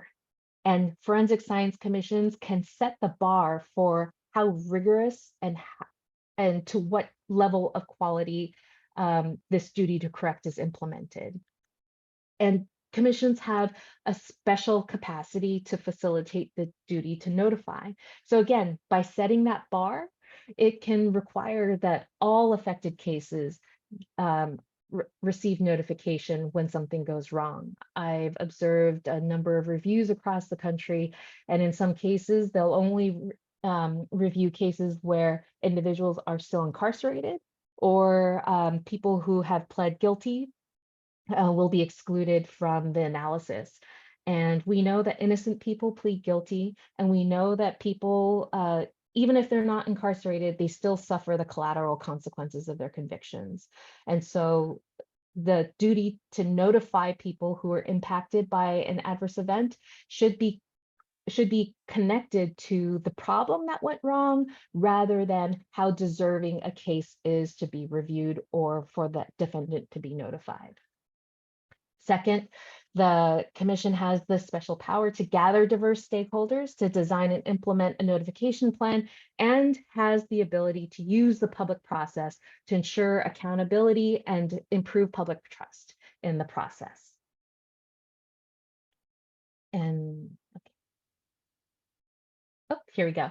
So as I was looking across the different types of commissions, what I realized was it wasn't specifically the type of commission that mattered, it was what the commission's function was.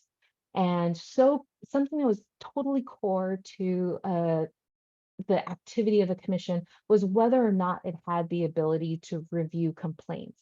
Now, this is a list of the 9 entities that the NIJ report lists as having a process in place to review complaints. And what I saw when I evaluated the originating statutes and looked at the public materials produced by these entities was that not every entity that has the ability to review complaints, whether it was statutory or something that the commission decided to do, but not all of them had the explicit power to investigate. And of the ones that had the explicit power to investigate, not all of them actively engaged in investigations, or it wasn't clear how actively they were engaging. And the most clear example of that was the Texas Forensic Science Commission. And we are so fortunate to have Lynn Garcia here today to provide an overview of how the Texas Forensic Science Commission supports forensic science in their state. And now, if you look at this, if you look at this chart, you'll see that Massachusetts is not among the entities that has the explicit power to investigate. And so looking at the law, looking at subsections D and E, I think I understand why.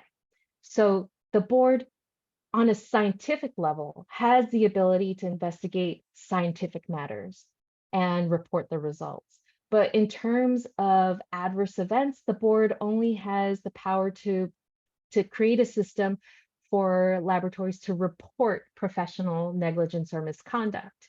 And reporting is not the same as being able to investigate. And so there may be matters that cross the jurisdiction of both being a scientific matter that needs to be resolved generally, as well as being an adverse event that or something that incorporates professional negligence or misconduct that needs to be reviewed. And of course, the statute doesn't have specific language about investigatory powers and how one enforces them. And that's another area where this language could be improved. And the reason we know it needs to be improved is because this Forensic Science Oversight Board was created in response to a very tragic event in Massachusetts. It was one that galvanized all the stakeholders to come together to create this board so that ideally to prevent another serious adverse event from happening, but if one does, to have the ability to respond to it effectively and immediately. And so how do we strengthen Massachusetts Forensic Science Oversight Board, the FSOB's ability to investigate? We do that by strengthening its ability to implement the duty to correct and notify. Now, these powers do need to be explicitly stated in the law, and that's because investigations create difficult conversations. And the best way to navigate those difficult conversations is to have clear statutory language that help you guide the process. It's also the nature of policy work that sometimes you pass a law and you live in it and you see the real life implementation and you realize that, this isn't working out exactly how I thought. And so we need to just tweak it a little bit. And Texas is an example of that. The state has taken the opportunity to update and improve the originating statute once it became apparent that more tools were needed by the commission to do the work that all the stakeholders wanted it to do. The state statute could also extend this power to the handling and application of forensic evidence in the criminal legal system, meaning that it should follow the evidence rather than being tied to a specific agency. So Texas had this discussion early on when it was trying to do an arson investigation and was limited by the agency within which the arson evidence originated. Another power that the state could have, the FSOB could have, is the power to accredit forensic science service providers. That means that the board could set the standards, policies, and protections that forensic evidence should live by in the state. And that doesn't mean that the FSOB has to do the actual accreditation. Agencies like ANAB and A2LA can do that, but the board, as the accreditor, would be able to say, these are the things that these are the standards that forensic evidence has to meet in this state. And I'll give you an example of kind of the combination of those two bullets, the last two bullets, from a New York example. So in New York, the commission can only accredit public labs, and private labs are certified by the Department of Health, even when they produce DNA evidence that goes into the criminal legal system. So when forensic genetic genealogy and genetic phenotyping came to New York State, they were reviewed by the Department of Health, which could only certify a method to be done by a specific entity. It couldn't recommend guidance for how this should be implemented. It couldn't offer the criminal legal system stakeholders information about how to protect privacy and how to prevent disparate impacts of those particular methods. And so the NYPD wanted to do forensic genetic genealogy, but it also wanted to save on costs and do its own the genealogy portion in-house. So what it did was it followed the DOH rules by having the SNP testing produced by a private lab that was certified by the Department of Health. But then that information was then sent to the NYPD for it to do its own genealogy. Now, consequently, there are some complications here, because it permits NYPD to receive and store substantive personal identifying data for both the person of interest as well as the innocent family member whose profile was used to enhance the genealogy process. And in New York State, the only people convicted of specific classes of crimes can be included in the state database. So what's resulted is a situation where in New York City, we have both an unregulated database that's currently held by NYPD in our medical examiner's office, as well as genomic data that can be held by NYPD. And so in New York, we haven't figured out how to respond to that yet, but my hope is that Massachusetts can avoid the same complicated fate. I hope that the community doesn't see strengthening the FSOB as something that's punitive, but rather as a resource. The forensic scientists I know in Massachusetts all want for the evidence that reflects their profession to be high quality and to serve justice. And when you allow the FSOB to set the bar for that, it forces parent agencies to produce the policies and resources that will facilitate these goals, and it changes criminal legal system stakeholders' behavior. And you'll hear more about that in Lynn's presentation. So I believe in this board, and I believe in the labs in Massachusetts. And I hope that your legislature can help support the policy changes that will enhance your state's capacity to safeguard system accountability and ensure the just and equitable application of high quality forensic evidence. Thank you so much. Thank you, Sarah. So I think that we've tentatively worked out the audio for Lynn, and I'm going to invite her to share her screen now and join us to talk about Texas.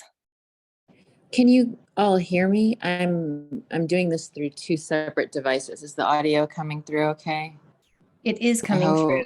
It might be that Okay, great. can you pin the other Lynn that has, oh, there we go. Okay, perfect. Are we good? Okay. We are. Thank you. All right. So as a follow-up to what Sarah was saying, I thought it might be helpful to go through an investigation that we recently had. Actually, this was just approved by our commission on Friday, so it's brand new. It actually involves what is a pretty rare thing for us, which is an instance of misconduct by an analyst. So typically the things that we work through at the commission don't involve that because we have, 1,400 licensed analysts, but rarely do we see errors or other issues that occur in the lab that are attributable to someone deliberately ignoring his or her responsibilities to the criminal justice system and to the lab. This is one example of that. So I thought it might be helpful for you to see how we handle it and what tools we have in our toolbox as the commission to address the issues. So this is an issue or a complaint investigation that was brought to us because of a self-disclosure. And by that, I mean that the laboratory itself came to us and said, we have an issue. This actually involved 3 separate self-disclosures, one by the Houston Forensic Science Center and 2 in stages, essentially by Texas DPS, which is our state lab system. And it concerns testimony of an analyst who was involved in forensic biology screening. It was a capital murder case. The defendant's name is Joseph Colon. The trial was in Jefferson County back in 2017. Jefferson County is Beaumont, Texas, for those of you who are familiar with Texas geography. The analyst in question was employed by Texas DPS when he performed the screening activities, but then later moved to the Houston lab. By the time he testified, he was at the Houston lab. So Mr. Colon was convicted of capital murder. A woman and her daughter were both killed, and he was sentenced to death. So we are talking about the most serious of criminal offenses that occur in our state. The murder itself happened in 2010 at the victim's home. And a witness described the assailant as having worn a mask, so only his eyes could be seen. Investigators found a couple of probative items of evidence, a dark knit glove inside the house and a blue towel outside the house. One witness had described the assailant as having a blue towel covering his hand when he committed the offense. Both women were shot to death.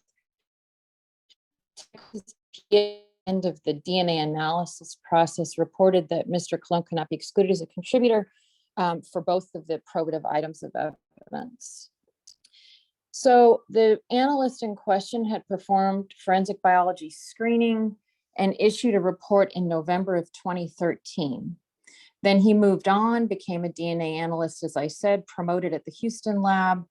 And in 2017, he appeared at trial. He did not have a copy of his report. He had done a pretrial conference previously, but when he showed up at trial, he didn't have a report and he did not review trial in preparation for trial. Now, we can talk about the labs here, which is that's where our jurisdiction falls, but we are careful to note that the system is not just made up of analysts and laboratories. Everyone has a role, including the lawyers. And here, neither side requested the case record. So what happened was the lawyers did not have the file. And you'll see why that matters as I go through this. Well, I mean, in preparation for trial, one would hope the lawyers would get the records, period, in any case. But here it becomes particularly important. So this is the trial testimony that became a critical issue. The prosecutor asked, have you had an opportunity to review your report? And he answers, I haven't seen it in a while. And she says, gosh, so you're doing this completely off memory. Okay, let me show you the report. And she shows him a copy of her own, or his report, but her own copy that had her notes on it. She asked the following series of questions. When you received all of the items in this case, did they come to you in a sealed container? I believe so. If it were not sealed, I would have noted it in my lab notes. And had there been something awry with it, this is the outer cardboard box, you would have noted that, but you did not in this case. He doesn't answer directly. He talks about the role of the evidence receiving department. And then she says, and this is a critical point, and for purposes of the record, the same with the styrofoam cooler, the same principle applies. And he says, yes. And then later on, a prosecutor asked, give the jury some idea of the amount of time it would take to do this work. And he says, I'm not sure of that. I would need to reference the case file with my lab notes. And then the prosecutor says, well, there are some notes somewhere that would show what work you did on what day, I would guess, correct? And he says, yes, it would be in our case file, but I'm no longer an employee of the state, so I do not have access to that information. That is false. The case record, the whole file was sitting outside on a bench with the DNA analysts who were waiting to testify. And if he had asked for it, it would have been given to him. So Mr. Cologne's conviction was affirmed by the Court of Criminal Appeals. And then the Office of Capital and Forensic Writ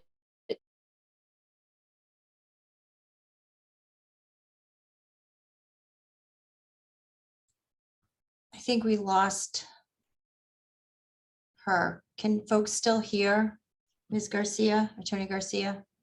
Yeah, I think we did lose the Okay. audio. You just have to unmute yourself. Okay, so we will work. Okay. Oh, so Lynn, you've muted yourself. You can work to unmute that.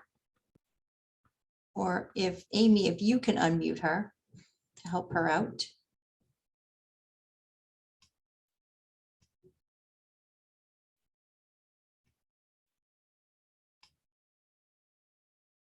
And we are working on getting her unmuted.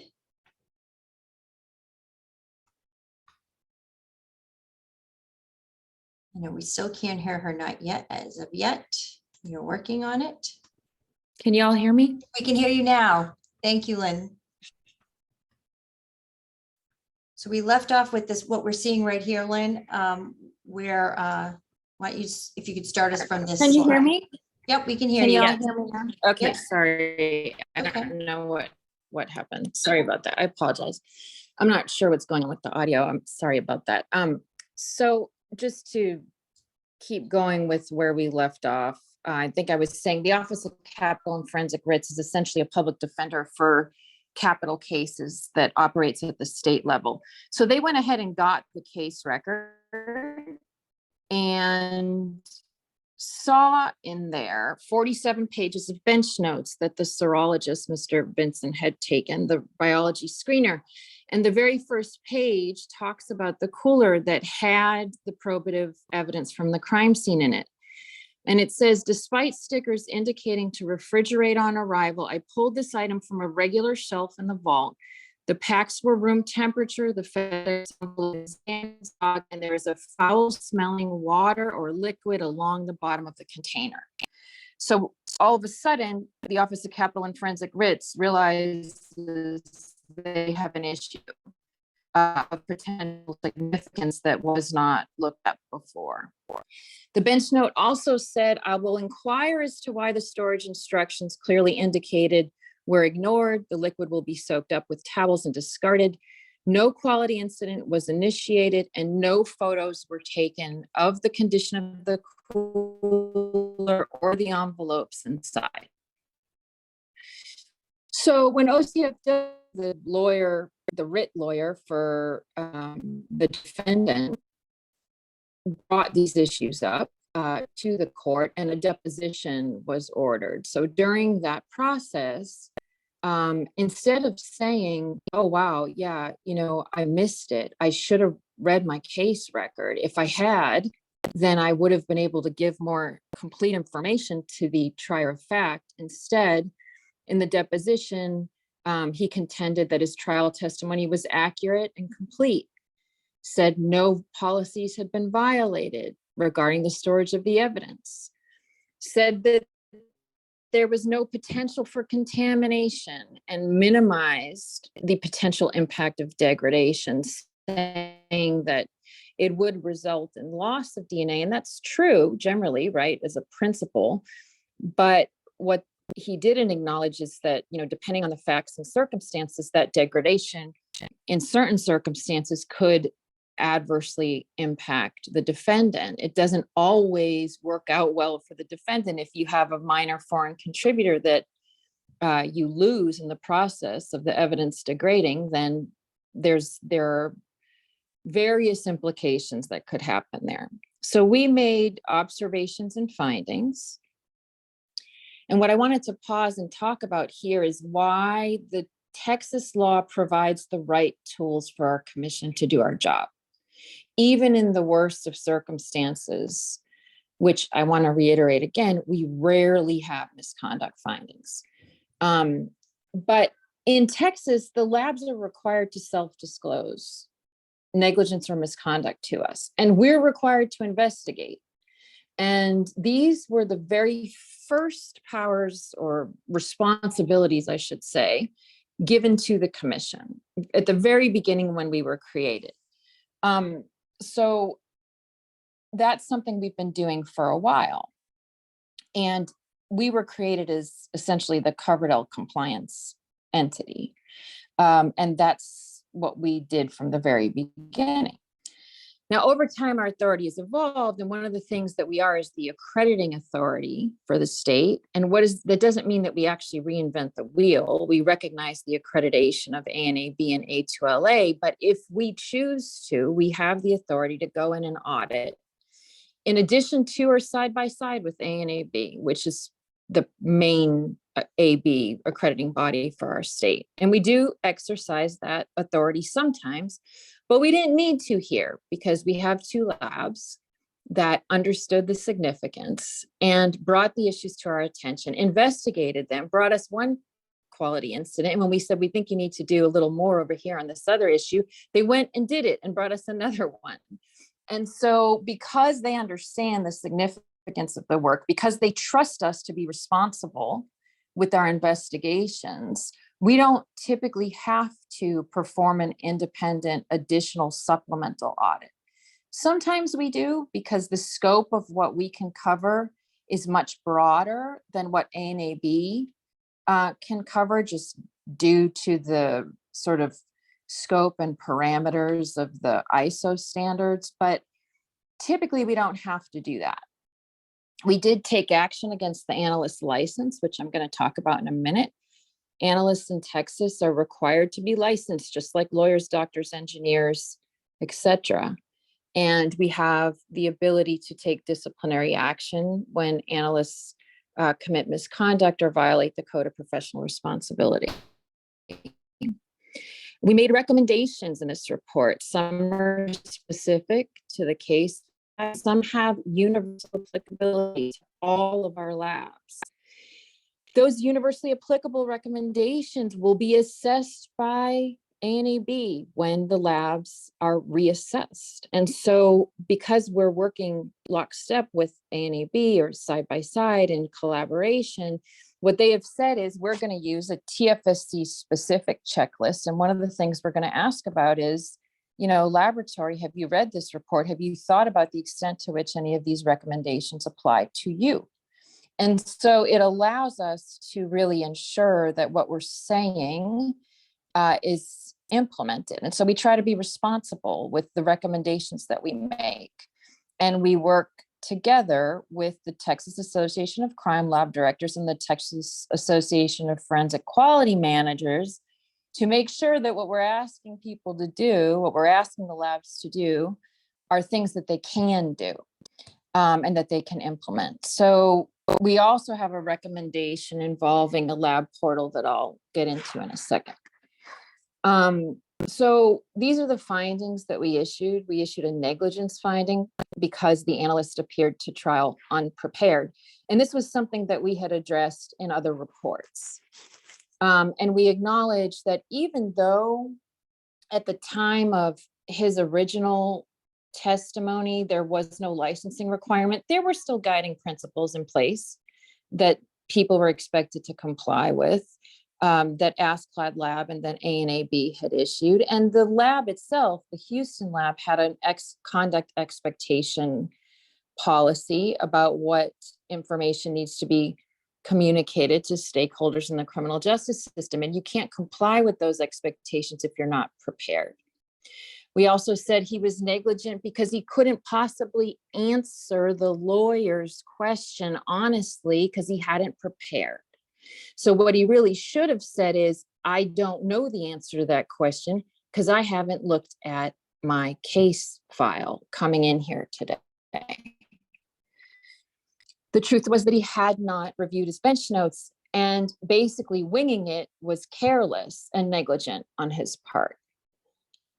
He said he didn't have access to the case record. And what the trial court said in this case was the reason he said that, we don't know if it was he was being intentionally deceptive or if he was just trying to cover up his lack of preparedness, but he could have accessed the case record. There's no doubt about that. And he admits that later on.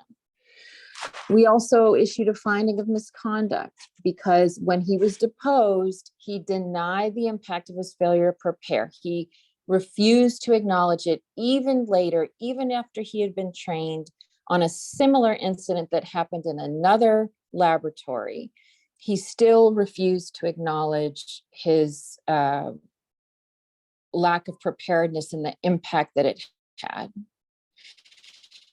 We acknowledge in the report that there are certainly layers of complexity. Assessing trial testimony is really hard.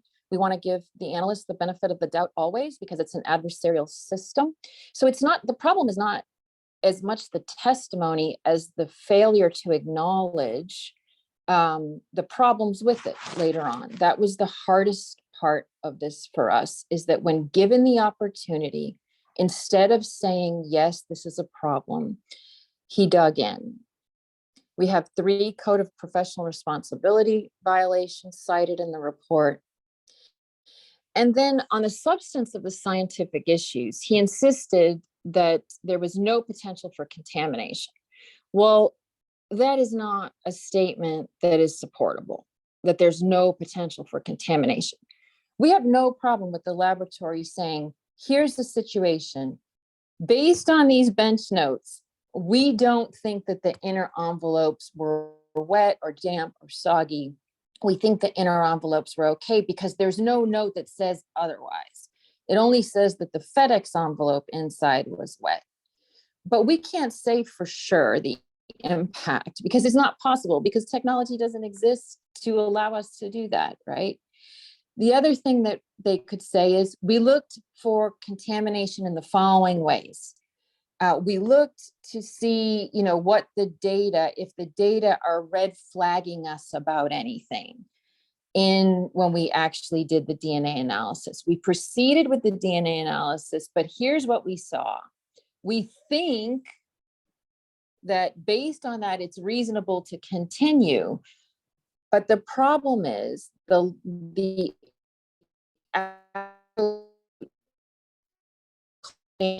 of the statement that this analyst made, even through his post-conviction deposition. And we concluded that that exceeded the limits of science because it didn't allow for room for uncertainty. And the labs acknowledged this in their quality incidents. And that was what was such a sort of empowering thing here, is that the laboratories, when given the chance to reflect on all of it, came forward and said, yeah, you're right. I mean, we need to be careful that we, in defending our work, don't cross the line into something that is not defensible with that degree of certainty, given the technology that we currently have. We said that Texas DPS should have initiated a quality incident, and they said the same thing in their quality incident. They acknowledged that they fell short there. We took disciplinary action against his license, suspending it for 60 days. Now you might ask, well, why 60? Well, his particular license expires. And so after that, he would have to reapply. And we could take this report and his actions into consideration at that point. I think I wanted to mention before I close another really important issue that was observed during the course of this, and it goes to laboratories that have lots of agencies that they're responding to requests for testing. In Texas right now, Texas DPS is our big state lab system. They have 254 counties that they work for, 254. They have 65 employees that respond to discovery requests.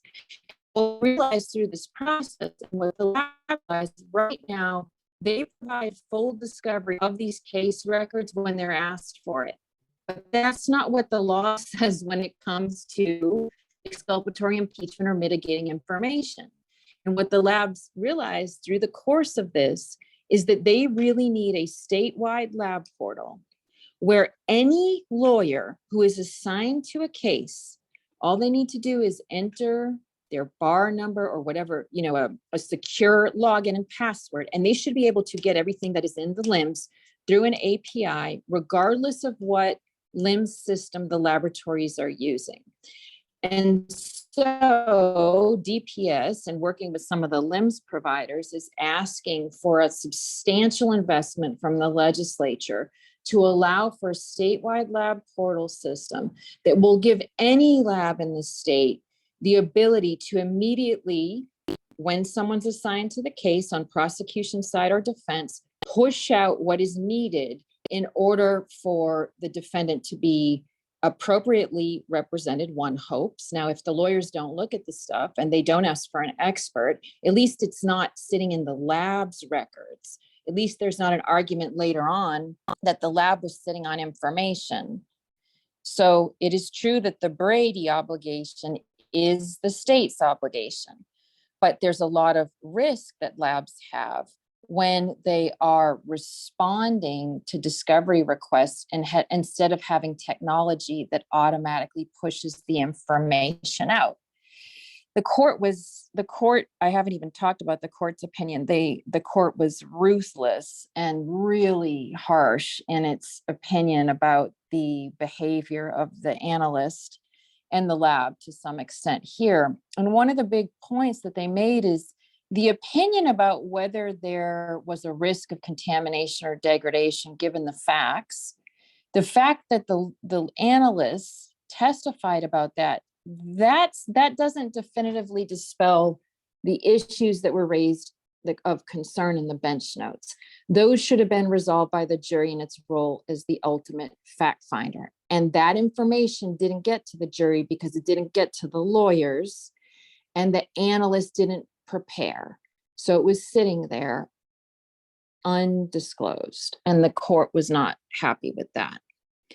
So we make recommendations in our report, and this is the final piece where the accrediting body assists us, and we designate accreditation checklist items, such as, do all the labs, whether they were involved in this case or not, every lab under our jurisdiction, have they considered whether their SOPs are sufficiently clear on the subject of what adequate preparation for trial means?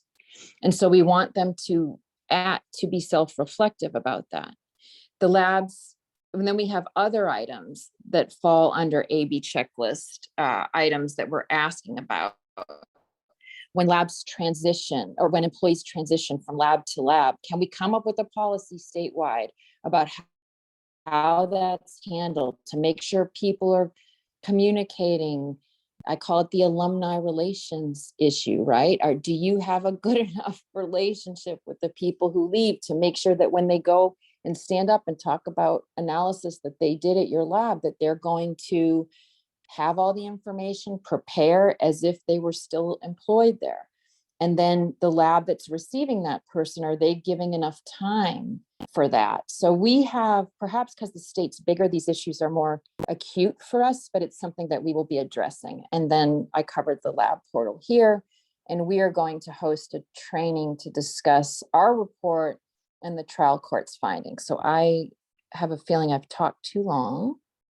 Sorry about the technical difficulties, but I'm happy to, I'll stop here. And then if people have questions, I'm happy to answer them. Thank you, Lynn. I see board member Judge Nancy Gertner has a question, so I will ask her to ask her question or her comment. And then we have two comments in the chat. One reflects Sarah's presentation and one reflects your presentation. So Judge Gertner, why don't we hear from you, and then we will get to the chat. Go ahead, Judge Gertner. Lynn, was your investigation done? It sounds like your investigation and findings was done after the trial court had decided on post-conviction relief. Yes. And so the general question is, what's the relationship between what you do and then what's going on in the court? Do you necessarily have to do your investigation after the court proceedings have resolved themselves so that you don't influence it? What's the relationship between the two? So we try to communicate with the parties and sometimes with the court. So if there is an investigation of an actor within the laboratory that may be a criminal investigation, we always hold off on what we're doing until that's resolved. If there is a criminal case like this one, we got it after the judge had already issued his order. We have had recently a case where someone was given relief and is being tried a second time, where the judge has suspended or continued proceedings waiting on our report. That's the first time in the history of our commission that has ever happened.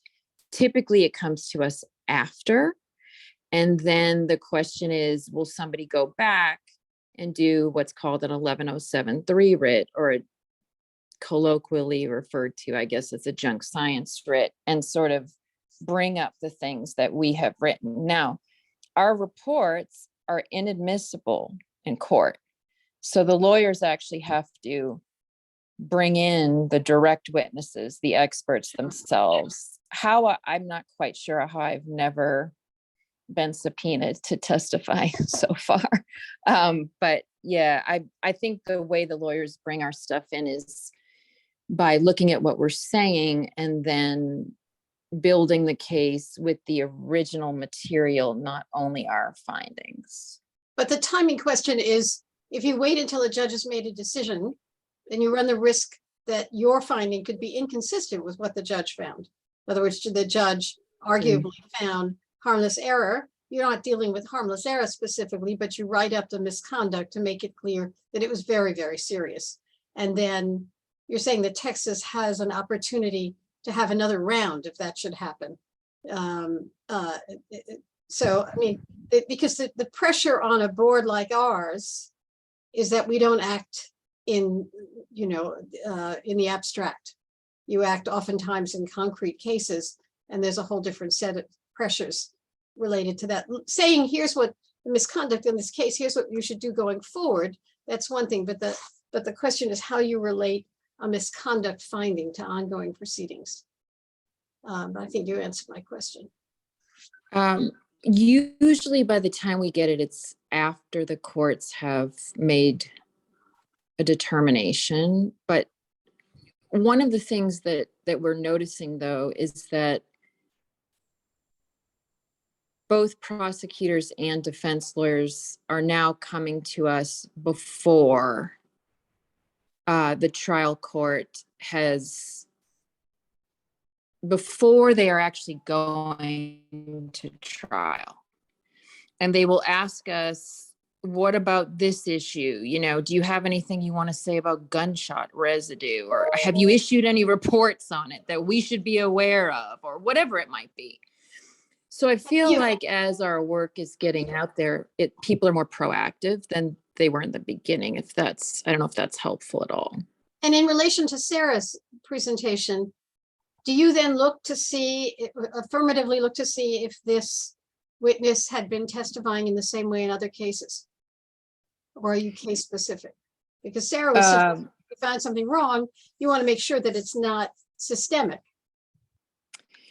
Yes, so in this case, it's even more than just looking at the testimony. A couple of prosecutors have said that they will not sponsor him except for chain of custody type testimony. So they're not only looking at the testimony that he gave, but they're pulling all of his cases and working with the defense bar in Houston to triage those and review them on the substance of the work as well as the testimony that may have been provided. Because of course, some of those cases may have been pled. So we have this, what I think is an amazing collaboration with the defense bar, where when we have something like this come up, they get together and they say, okay, we appreciate the principle that DNA analysis are sort of are much, lawyers are a dime a dozen. DNA analysis who are qualified, not so. So we don't want people reinterpreting or reevaluating cases for the sake of the exercise. And so the defense bar will say, like, look, here's a subset of cases where we think we want you to take another look, laboratory. And the lab says, thank you for vetting those and giving us a subset of cases, not the entire pie that was terrifying us when we first set down this course. So we do those kinds of reviews all the time. The retroactive case review component of what we do is a big thing for us. And it's part of the duty to correct that Sarah referenced. Thank you, Your Honor, and thank you, Lynn. So Lynn, in the chat, we have a question from Francis TK. Where could we have a view of on the checklist items? Is that something that you could send to us, or is that on your website? So it is an exhibit to this report. The checklist itself is still undergoing some revisions because we want the quality manager group is meeting to talk about it. And so it may actually end up with more detail, but I'm happy. It's not on the website right now because we're still adding components. But it's an exhibit to the report that I'm happy to send out that people can look at. That would be great, Lynn. If you could send the report, I think, to Lisa Kavanaugh, she can send it to Amy, and we can make sure it becomes available to all of our public as well. So I have completely lost audio on both devices. Okay. All right. We'll have Lisa touch base with Lynn. That's okay, Lynn, if you can eventually hear us. But we, Sarah Chu, if you're still on, Francis TK asked you. I can hear you again. Okay, Sorry, Lynn, so I'll have you touch base with Lisa Kavanaugh about that report to make sure we can get that. So thank you so much, Lynn. We're going to go to a question in the chat from Francis TK, yes. And this is for Sarah Chu. The question is, what indicators are you using to measure effectiveness of the duty to correct and notify? So I don't know if Sarah, if you are still on, if you can answer that question. Yeah, thanks, Kerry. This is a great question. And I would say that one of the challenges of the criminal legal system is that there are, that the accessibility of data and the collection of data is not consistent, and it's not frequently available. And we have information available in Texas because of the culture of transparency there, because of the transparency statutes that have been passed. And so in Texas, you can look at, for example, the DPS has posted all of their quality incident reports. They have over 3,000 reports online of their regular reporting with regard to nonconformities that happen in the lab. And there are a few other labs that do the same. At the commission, you can see every single complaint and disclosure that was filed or received by the commission and how the commission resolved it. So discovery, transparency, and it gives you the ability to look at change over time. And so you'll see that disclosures from laboratories has increased over time. And that's a really significant thing because that's the lab saying they're volunteering not only information about what's happening in their laboratory, but they're showing your work, how they're responding and how they're using their quality management systems to address the problems that occur. And what this does is it disconnects transparency from this idea of punishment. I think that often when we talk about transparency, that it seems like a way to get into a lab to find something wrong. And when it really is an ethical and professional obligation, and it's an opportunity for laboratories to show their good work.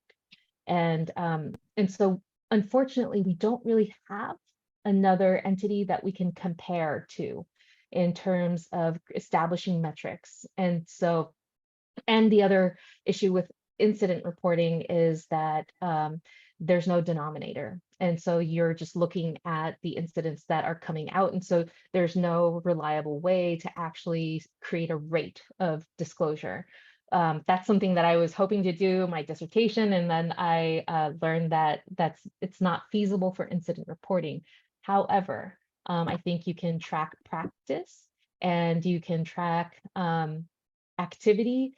And that's something that we can do in Texas that we are not really able to do elsewhere until there are, and right now I think there's only about 8 labs across the country that disclose their quality incident reports or their corrective action reports. And that's something that I think would be really useful because you see how frequently and how hard labs work to respond to problems within their laboratories. And it gives you a sense of the very diverse challenges that laboratories encounter in their day-to-day practice. And so Adam Hall had a comment in the chat about like wanting to, getting a sense of what actually happened rather than having the media dictate or having other sources that aren't tied to the actual evidence of what occurred, that commissions can help navigate that and can and that's what you see day in, day out, the Texas Forensic Science Commission, when they do an investigation, how they bring all the materials together, how they focus on the analysis and bring together stakeholders to make sure that they have a balanced voice and view in everything that they publish. And just to add one thing to what Sarah said, we are about to launch a big new website that actually pulls together all the lab's quality incidents and makes them available in one place. Right now, it's, if the lab has the capacity to put the stuff on their website, they do it. But what we're finding is, if you're a small county lab, the IT department for a small county lab is typically not, is dealing with lots of different competing pressures. So it may not be that the lab doesn't want to do it. It's just like in the list of things that the county IT is dealing with, building them a website for this purpose is not high.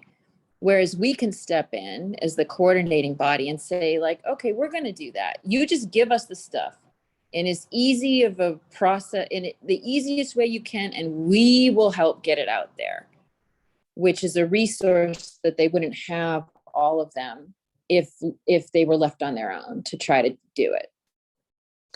Thank you, Lynn. Thank you, Sarah. Thank you for the questions. Let's move on now so we can stay on time. I'm sure we'll have more questions to come. So Lisa, I'm going to turn it back over to you. Thank you. Great, thanks so much.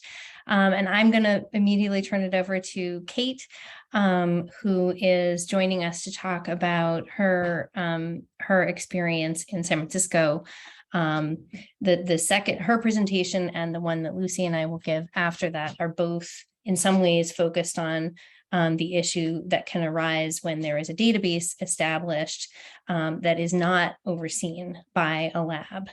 Whether developed by a law enforcement entity, police department, as is the case in San Francisco, or in our state and the investigation we initiated, a particular prosecutor's office. So Kate, I'm going to turn it over to you. Great. Thanks so much can you hear me? Yes. Great. Thanks so much for having me. So I'm going to talk about what happened in San Francisco. Some of you may have heard about it, and it's nice to talk about it in response to some of the questions in the chat as to this case came to us, fortunately, at the very front end of a case. It was in California right before a preliminary hearing. So what happened, and I'll just walk through sort of what happened. The line prosecutor was preparing to put in a preliminary hearing, and he received the DNA, the notes. This was fortunately, again, it was the case involved a property crime. So it wasn't a homicide, it wasn't a violent felony. It was a felony, but it was a property crime, shoplifting. So he received the DNA notes that indicated that the lab had identified the perpetrator, the defendant. And he looked, closely at the notes, and he noticed this was again in February of this past year, 2022, and he noted that the lab note, the DNA sample, was from 2016. So initially he was concerned about proving, just the legal issue of the chain of custody of the DNA sample, given that it was, a 6-year-old sample and who we would need to bring in to testify about that. And then, so he asked for the report on the sample, and he noted that she was the victim of a rape at gunpoint. And that was how they had her sample. He was concerned about this, again, initially sort of a legal concern around, proving up the chain of custody and, some other legal issues.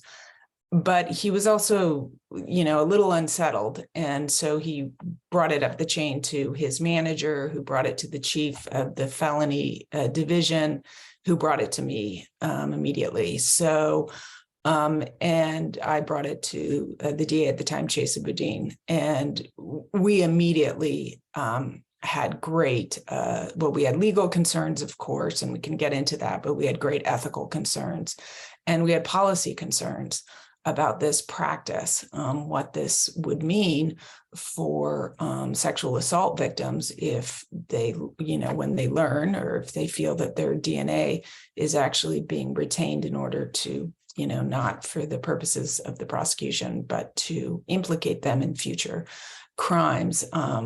It was really, there was a lot of press on that, and I can put, if you're not familiar with it, I'll put an article in the chat regarding this case.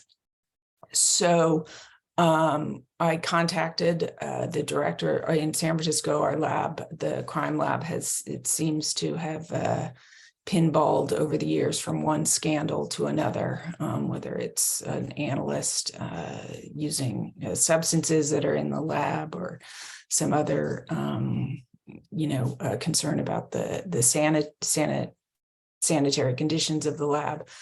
But I did call the lab director and I asked, I said, we have this case, and he said that, they have this quality assurance database. He sent me their operating procedures, and he said this was standard operating procedure in the field. Which may not have been accurate. That he was very helpful, and I think from what we since learned that may not be accurate. So at any rate, we dismissed the case, and there was press around this issue. Almost very shortly thereafter, the State Department of Justice and the Attorney General's office contacted us. They were very, very helpful. They sent out a bulletin, I think it was the next week or the week after, analyzing this and reminding labs that this was not an appropriate practice, and that this did run afoul of the Fourth Amendment in their estimation, and that labs should not be doing this, that there was some need for quality assurance, but retaining, a database and running a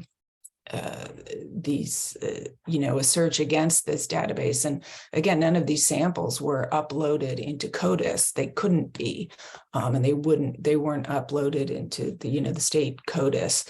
They were just maintained internally, and in every case, they were running samples that they were getting against these quality assurance database. So subsequently, we did learn that there were other cases in which suspects had been identified through the use of this.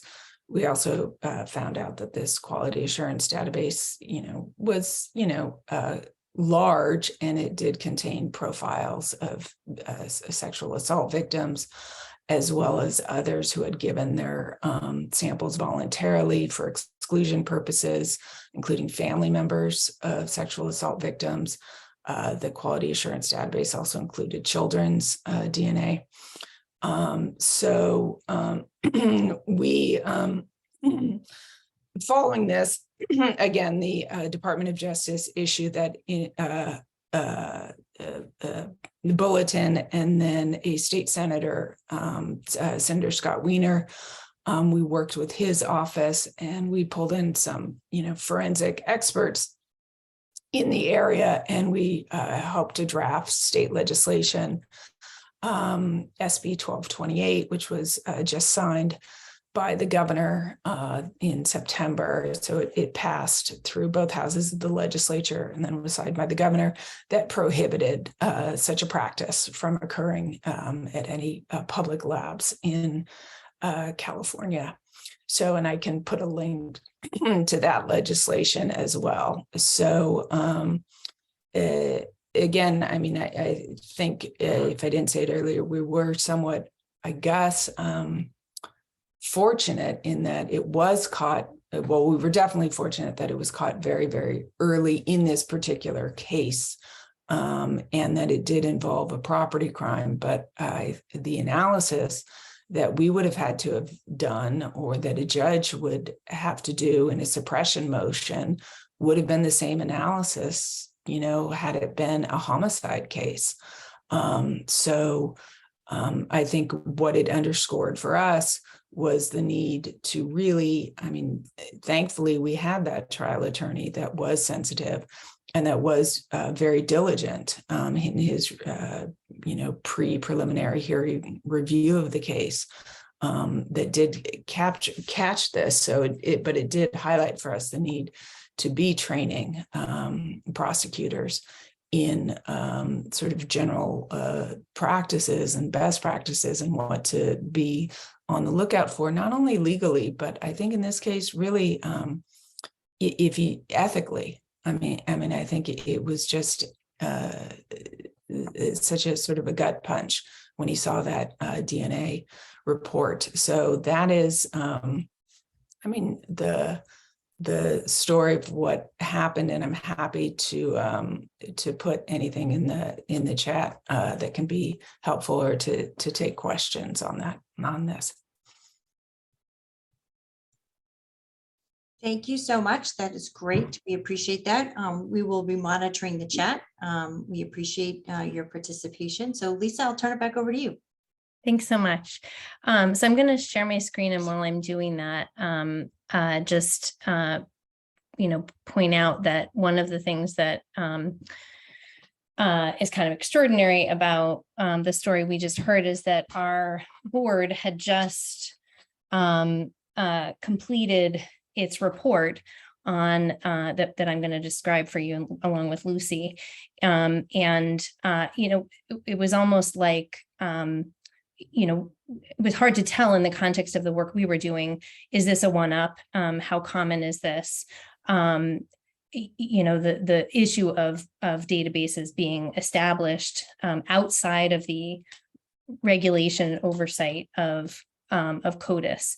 And so it was really just quite striking, and also gave us another understanding of how this might play out in a jurisdiction. We had, in some ways, we did have the ability to respond, but we didn't have any enforcement powers. It wasn't arising in a specific case. Okay, so I'm gonna start us off by just reminding that this report, the effort that we undertook as a board to initiate an investigation, comes directly from our statute. At the outset of deciding to initiate an investigation, we actually reread the statute and confirmed that and reached consensus that this was an appropriate use of our authority. So I'm going to give you a little overview of kind of how the issue came about, what it concerned, and then turn it over to Lucy to talk through some of the concerns that the board developed in the course of learning about this information. You heard some discussion by Anne-Marie Myers and Ira Gant about the familial searching legislation that we were reviewing and ultimately prepared a report on.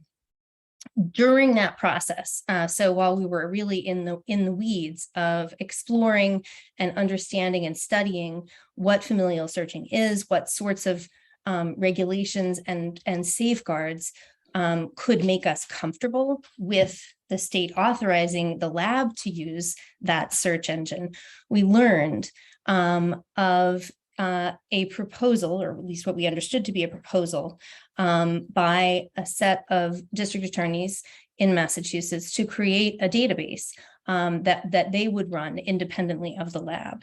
And we first learned about this through a letter that was directed to the Forensic Science Oversight Board. It was signed by 6 of the 11 elected district attorneys in Massachusetts, and cited the purpose of developing, essentially creating an aggregated database of YSTR records that they were proposing to obtain from the State Police Crime Lab and essentially use to develop investigative leads in serious unsolved cases. So that was the letter and explanation for what the 6 signatories to the letter were endeavoring to do.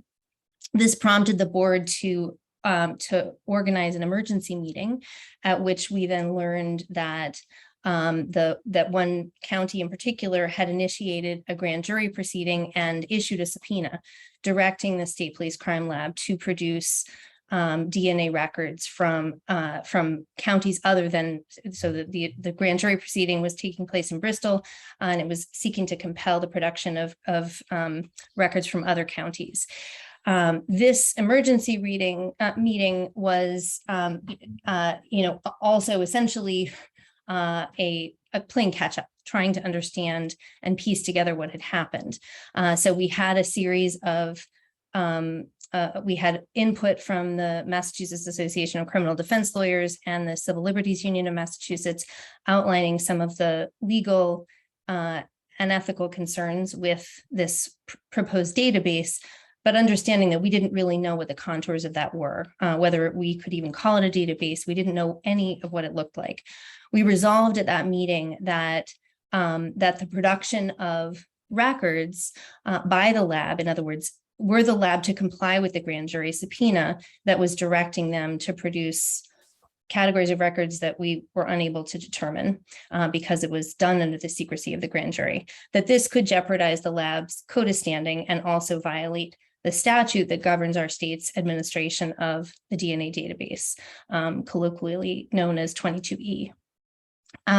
We got an update the next month from the Attorney General's office. Again, very limited information provided to the board because the vast majority of the materials that were being sought by way of a grand jury subpoena, which is inherently protected and secret.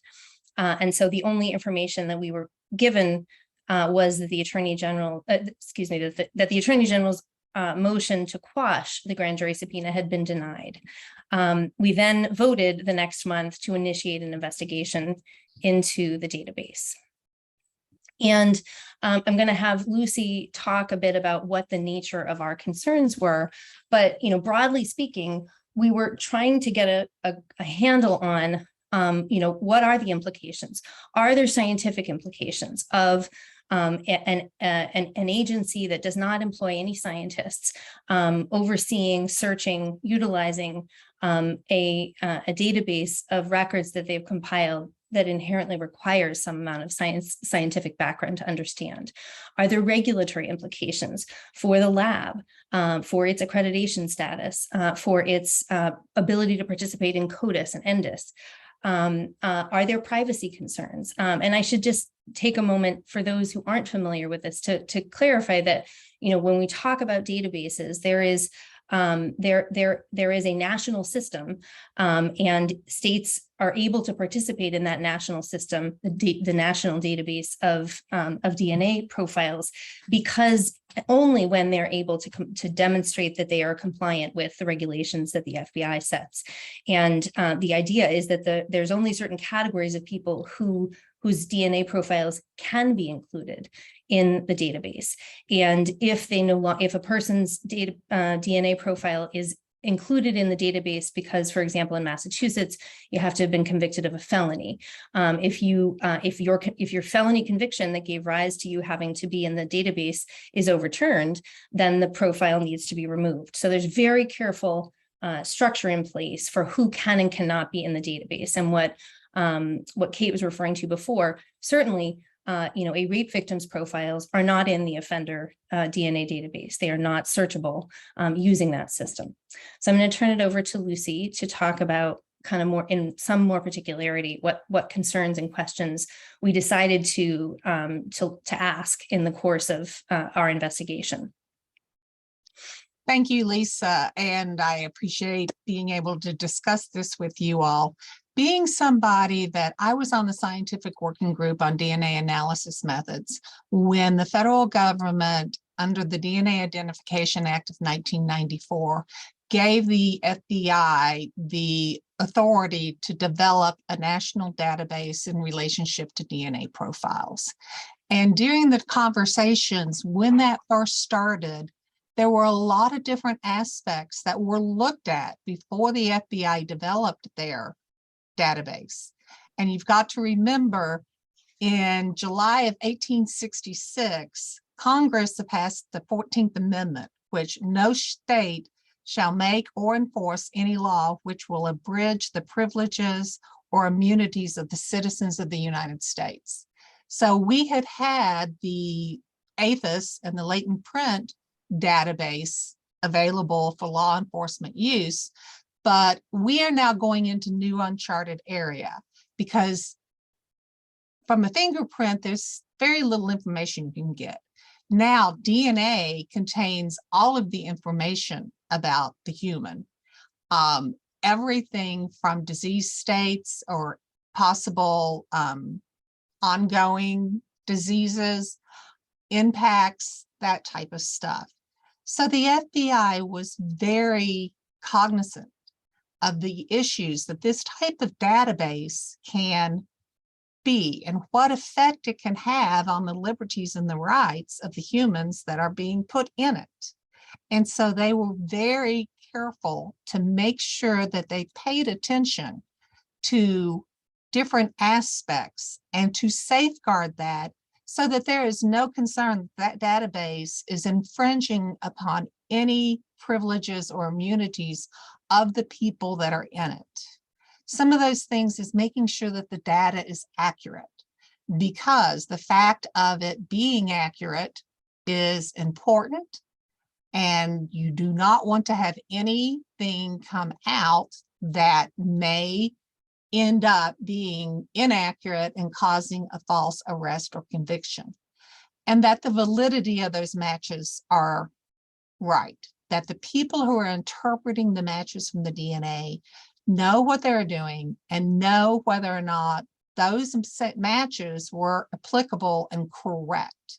And then overall, and most importantly, the private and the constitutional rights of the people who are being put in that database. All of these things are built into the foundation of what the FBI developed their databases on. Now, CODIS was built, and it was built in a situation where there were 3 different levels. Overall, there's the national database where profiles from all forensic testing laboratories that are appropriate go into that. You will have a state database who is charged with handling not only DNA profiles from offenders that they are allowed to collect under their laws and legislation. So the states set their own requirements as to what could go into CODIS. And then you have your local systems like the Boston PD Lab, who also participate in this process and add samples into it. And the samples can go from local database system to the state and then up to national. And each one of those steps has very specific rules about what can be done, how you can submit them, and the overall process as they go through it. Next slide. Now, also there is strict issues in relationship to the security of these. The CODIS database is on what's called the CGIS Wide Area Network system, which is a network system that you cannot access unless you have been approved and to have access to that. Also, the employees that have access have to be from a government laboratory. They have to be qualified DNA analysts.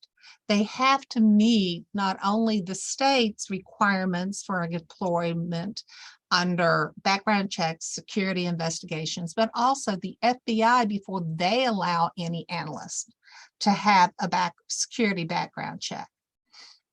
People must also maintain appropriate security clearance. And this not only applies to the people who are putting the samples in, but anybody who has access to that network, including IT people who just may manage the systems, but they will have access to be able to go in and see that particular data. So the control and the security of it is extremely important. And then also built into the NDIS requirements is security of the server. And even though the server is on a wide area network, it has to be secured so people can't come in and have access to it. Those servers are password protected, and there are strict rules about that password, managing it, that the workstations have to be locked, you have to change it. So overall, there is a lot of security built into that so that people who do not have the right to see these profiles don't get access to them. Next slide. So the Brista data, we had no idea what was going on. And the first thing that we did is, okay, let's ask them what they've got. Our understanding is that when the Massachusetts turned their data over, they did not turn it over in electronic format. They turned it over in hard copy pages that were part of their analytical reports. They were the analytical reports, which included the personal information about all of the people involved in that case. Now, Bristol was focusing on wanting to set up a YSTR database because Massachusetts State Police did not allow searches of the Y chromosome based on issues that the Y chromosome has when it comes for identification. This information provided back to Bristol would include DNA from crime scenes, suspects, also the victim's DNA, if somebody submitted an elimination sample to be able to make sure that their DNA was not part of the actual criminal situation going on. This includes family members and acquaintances. So many people who would never have made it into the CODIS national database because they have no indication that they were part of the crime. So it's important to know that a regulated database takes into consideration the rights of the people to their DNA and the protection of their rights as it goes along. Next one. So we asked Bristol, who can view this data? Who can edit this data? What are the requirements you have for the people accessing this database? Are you tracking people who are looking, making edits? Are there means for protection of this database? With providing only paper form, this data is going to have to be hand put into whatever database it is. It can't be, so we all know that there are questions with mistyping and that type of stuff. And the people who have access to it can change data either accidentally or on purpose. And what regulation is to keep from a janitor being able to walk in and access the information versus somebody in law enforcement. And these all issues were concerned. Also, the fact that these profiles and this information is sensitive information. I was the CODIS administrator at the Kentucky State Police and helped write their legislation. And part of it was the security. I presented numerous times about our database. Never in my life would have I pulled up the database and showed and allowed a TV interview showing actual pictures of actual DNA profiles that are part of the database.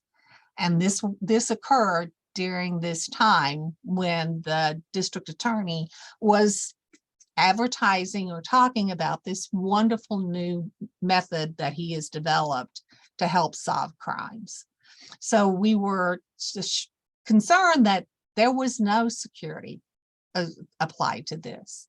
And there are very, very specific federal requirements, not only that fall under the laboratory accreditation under ISO IEC 17025, which the accredited labs have, but also in the FBI quality assurance standards on maintaining that. And also INDIS has a separate set of requirements.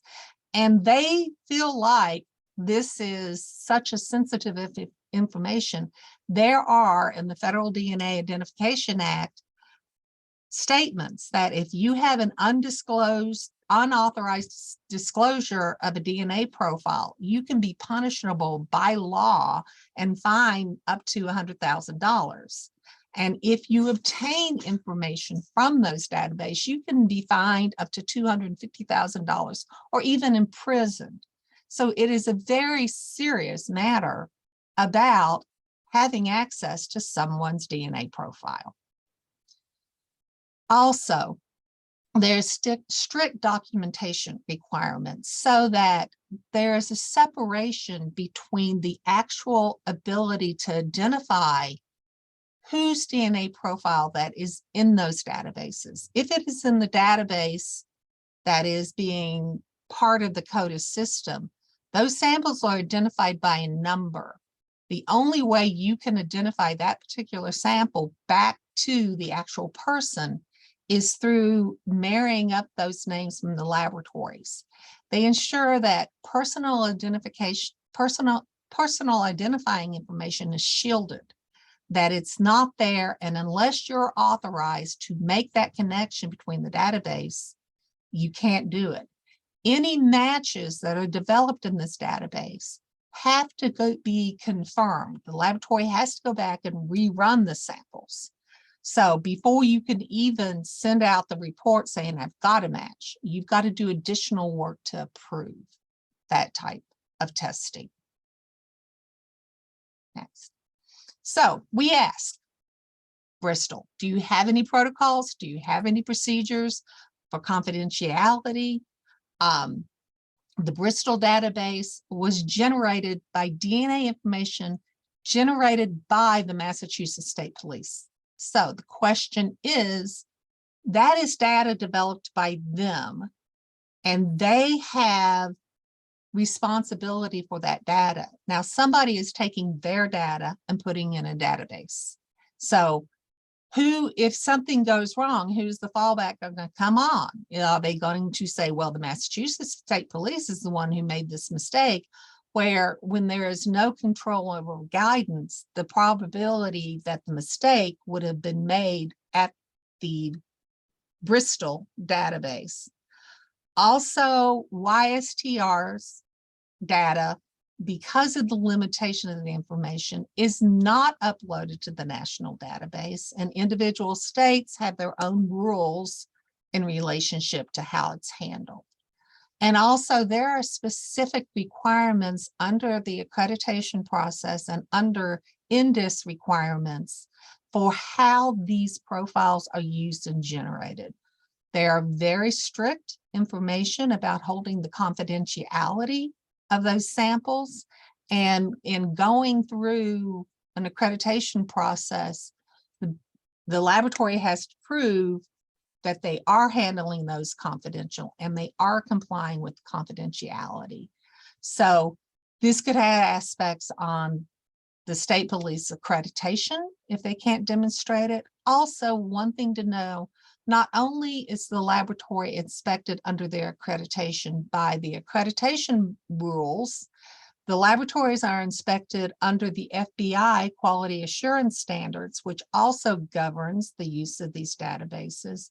And the laboratories are also inspected by the Office of the Attorney General and federal to make sure that they are complying with the national processes. So there's a lot of oversight, and that's not happening. So laboratories have to have documented procedures and demonstrate that they are meeting all of these different requirements, that they are accredited to the FBI quality assurance standards has over 500 requirements that have to be met. So it's very stringent, including training and education. Because like I mentioned, there could be transcription. Yes, sir. Somebody say something. I think you can keep going, Lucy. Somebody's Okay. back on mute. There you go. So if there's transcriptional errors, that is very serious about potential implications of mismatches, identifying the wrong people in the case, and if there is any verification of those mismatches. And the scariest part is could mismatches and error lead to a wrongful conviction in the process? And let's see. So you can search a DNA database for a direct match, meaning it's a one-on-one. Partial matches, which may be indicating family members. You can have partial matches with mismatches, or you can have partial matches, which then can be identifying other family members. These mismatches is allowed to search, and this is where the familiar DNA searches come from, is looking at the people who are put into CODIS are done so by a legal requirement and whether or not that applies in this situation. Next slide. So we subpoenaed, we asked Bristol County to come to the oversight boards. to answer these questions. We did not get a response, and they never did provide us any information on how their system is being monitored, how the people are being trained to make a match. To be able to call a match in a forensic lab, you have to have over 6 months worth of experience and training and ongoing proficiency test. So there were a lot of different aspects that we had concerns of the quality that is going into this database. Thanks so much, Lucy. So just to kind of wrap it up, because I know we're a bit out of time, these were the questions as Lucy outlined them. And the way we handled this was to prepare detailed questionnaires that we sent to the State Police Crime Lab and to the district attorney that had established this. We never received any response at all from the elected DA. We did receive a detailed response from the State Police Crime Lab, and that gave us more information about the scope of the data. We came to understand that Bristol actually already had all of its own data, and that it had already begun this database with the data it had obtained over time from its own cases. We learned that there were 2 more counties specifically requesting to be included in the database. We had a series of meetings at which we invited input and participation from the elected district attorney, and there was no attendance. There was no response to any of our requests for information. And so in June, we voted to prepare a written report of our investigation. And we again solicited input. We reached out to the District Attorneys Association, and we did receive a written response from Middlesex District Attorney Marion Ryan. Again, the county that was initiating this database did not attend the meeting or submit a written response. So we agreed that this was going to be a report, that we would discuss it, and which we did at length in September, when we agreed to take a final vote at our October meeting, which is when we issued the report. And just very briefly, what we attempted to do in this report was to report very clearly, here's what we did to investigate this issue. Here are the applicable laws as we see them. We made a series of factual findings related to the database based on what we were able to piece together, but acknowledging the limitations on our data and information. And then we went through and identified a series of regulatory and scientific concerns, basically along the lines of what Lucy just described. We took a vote in October. 11 of our board members voted to approve the report. We decided to take the vote as a bifurcated vote, and I'll explain in a minute why. But the body of the report, so all of the fact findings and the regulatory and scientific concerns, received 11 votes to approve, 1 to oppose, no one abstaining. And then we made a series of conclusions and recommendations at the end of our report, and those were those all also carried by a majority. The first conclusion was that the Bristol forensic DNA database threatens the integrity and reliability of forensic science in the Commonwealth of Massachusetts. And that finding, again, was tying back to the language of our enabling statute and the standard that we believe we were applying in the course of this investigation. The second conclusion, that received 2 votes approving and 2 opposed. The second conclusion and recommendation that we made was that because we, as a board, have no independent enforcement power, we believe that the Attorney General should take steps to enjoin the Bristol District Attorney from unlawfully disseminating personal data. That was drawing on one of the sources of law that we believed applied. We had 8 votes in favor of that, 3 opposed, and 1 abstention. And finally, our third conclusion was the recommendation that the statute governing the CODIS database, which is also the statute that governs the extension to familial searching that had been proposed in the bill discussed earlier today, that it should be amended to explicitly prohibit the aggregation of records for inclusion in this kind of database. That recommendation received 11 votes in favor, 1 opposed, and it went on to be shared with the legislature. I have included in this last slide just the links to these reports. And I think hopefully, I think it goes without saying that one of the things that came out of this experience for us was a real understanding and appreciation for both the the breadth of experience and perspectives that were brought to bear in this report, and that we really did have a lot to offer as a group coming from many different disciplines, but also that we had absolutely no ability to compel any participation.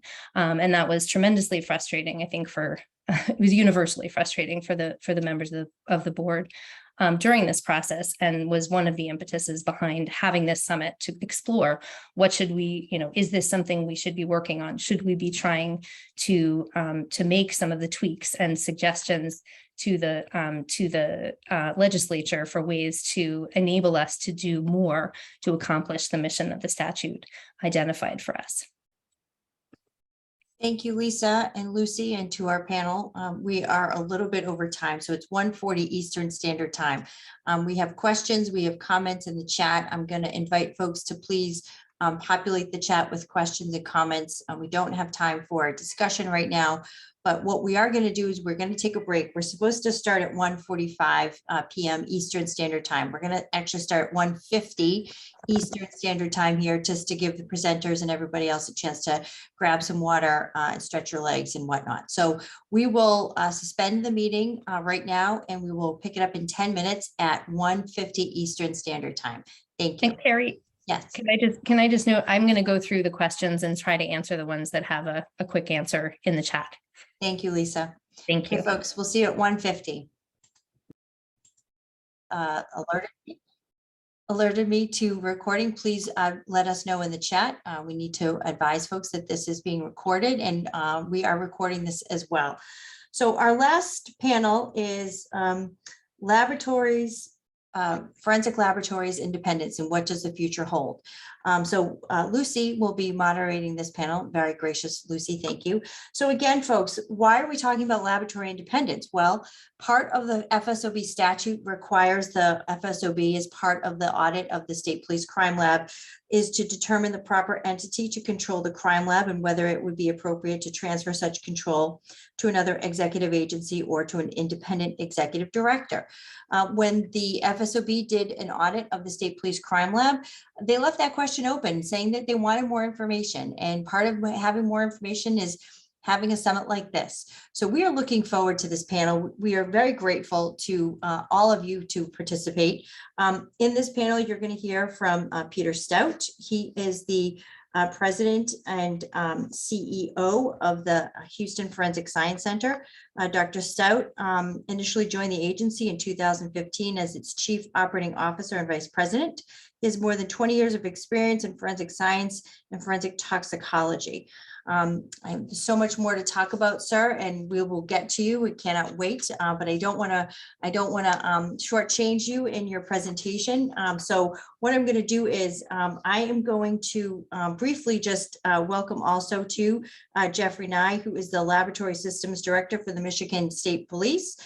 He's been in that position for 2.5 years. And prior to that, he served as the System QA Assistant Director, DNA Technical Leader, Unit Supervisor, in total 26 years. Thank you, sir. And we also have Linda Jackson, who is the Director of the Virginia Department of Forensic Science. Ms. Jackson has a BS degree in chemistry from Wake Forest and an MS in chemistry. She began her career with the Department of Forensic Science in 1995 as a controlled substance examiner, and then has worked her way up, thankfully, through those ranks. We are grateful to have her here as well. And also, too, we have Dr. Adam Hall, who is an assistant professor with the Biomedical Forensic Sciences program at Boston University School of Medicine, where he teaches and conducts research in various areas of forensic chemistry, including drugs of abuse, ignitable liquids, and explosives. He's currently the president of the Northeastern Association of Forensic Scientists, NEAFS, which has their meeting next week, by the way, for folks who want to join. Dr. Hall has also been a part of the Massachusetts State Police Crime Lab, previously as a forensic chemist within crime scene response, criminalistics, arson, and explosives. So with that, I'm not doing any of you justice, but I want to give you all the time to make your presentations and contribute to this great program. So Lucy, I'm going to turn it over to you. Hi there. Thank you very much. And I will say that this particular part of the summit is going to be run slightly differently. What we're going to do is we're going to have each one of the presenters just give us a brief understanding of their organization, how they're set up in their management. And then we have a series of questions that we're going to ask each and every one of them, and kind of handle it more in a round robin situation. So we can ask the specific question and have each one of them address that question in relationship to their system and how their system is managed. So Peter, Dr. Stout, would you like to begin with talking about the Houston Forensic Science Center? Sure.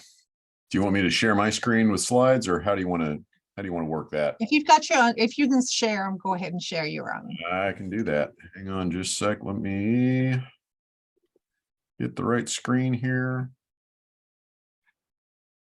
All right. Y'all see my slides there? Yes, we can. All right. So Houston Forensic Science Center. We are probably the weirdest one in the country. Always got to start when we talk about HFSC. New York Times headline 2003, the worst crime lab in the country. That's where this started, and that's what gave rise to all of the rest of the stuff that's happened. Basically, after about a decade in the news, City of Houston and HPD said, "Uncle, this sucks. We got to do something different." And so it actually was HPD. It was Matt Slinkard, who right now is the executive chief of HPD, was the one that had authored the original white paper to take the forensic operations out of HPD and put them in something else. That something else that was chosen is what's called a local government corporation under Texas law. It's a quirk under the Transportation Act because it is a structure that has been used historically in Texas to build roads in rural counties. It was less about building roads and more about a place other than HPD, other than the DA's office, and really other than, strictly speaking, the mayor's office. So we are still an element of city government. However, it is a little different because my boss is a 9-member board of directors. They are all non-compensated civilians. They are appointed by the mayor. They're approved by city council. And while City of Houston has a number of LGCs that they use, this one's a little bit different because of the burden to remove one of the board members is quite high. They have to basically commit a crime, be caught, and still city council has to vote on it to remove one of them from a term. I'm a corporate officer, so I can bind the corporation in contract. And this is a little unique because once city council approves a budget, we have a separate line item in the city's budget. I don't go to city council for procurements. I don't go to city council for anything. It's between me and the board. But that board has very real fiduciary and authority oversight over the corporation. Like I say, they can fire my butt if stuff's not working right. We assumed all of those forensic functions out of HPD April 5th of 2014. So we're not quite 8 years into this. We're recognized as a justice agency under Texas law. So that's how we have an OIC that gives us access to all the databases. And we're also a 501c3. Just for a little perspective on what the organization is, we are a full service crime laboratory. Crime scene is part of HFSC. And we don't do trace, we don't do question documents, but otherwise we do pretty much all of the major disciplines that you would expect in crime laboratories. We are roughly 35,000 requests a year, about 210 staff. We're in about 100,000 square feet of facility right in the downtown area of Houston. It's very young staff and it's very female staff. We're just over 80% women are the staff. And then total budget for us is about 28 million a year. So that's HFSC in a less than 5-minute nutshell. Did I beat the clock there, Lucy? All right. I talk a lot, so I got you all behind. So Next is, I'm usually the one that gets confused to that. okay, next is Linda Jackson, who is the director of the Virginia Department of Forensic Science. Linda, do you want to share your slides, or you need us to handle that? I think I will be able to do that in 1 second. I had to wait for Peter to release it. All right. Can you see those? Yes. Okay, perfect. So as we stated, I'm the director of the Department of Forensic Science for the state or Commonwealth, since I'm speaking to Massachusetts, one of the other Commonwealths of Virginia. And we have 4 physical laboratories across the state. Let's see if I can. Hold on, it doesn't want to let me there.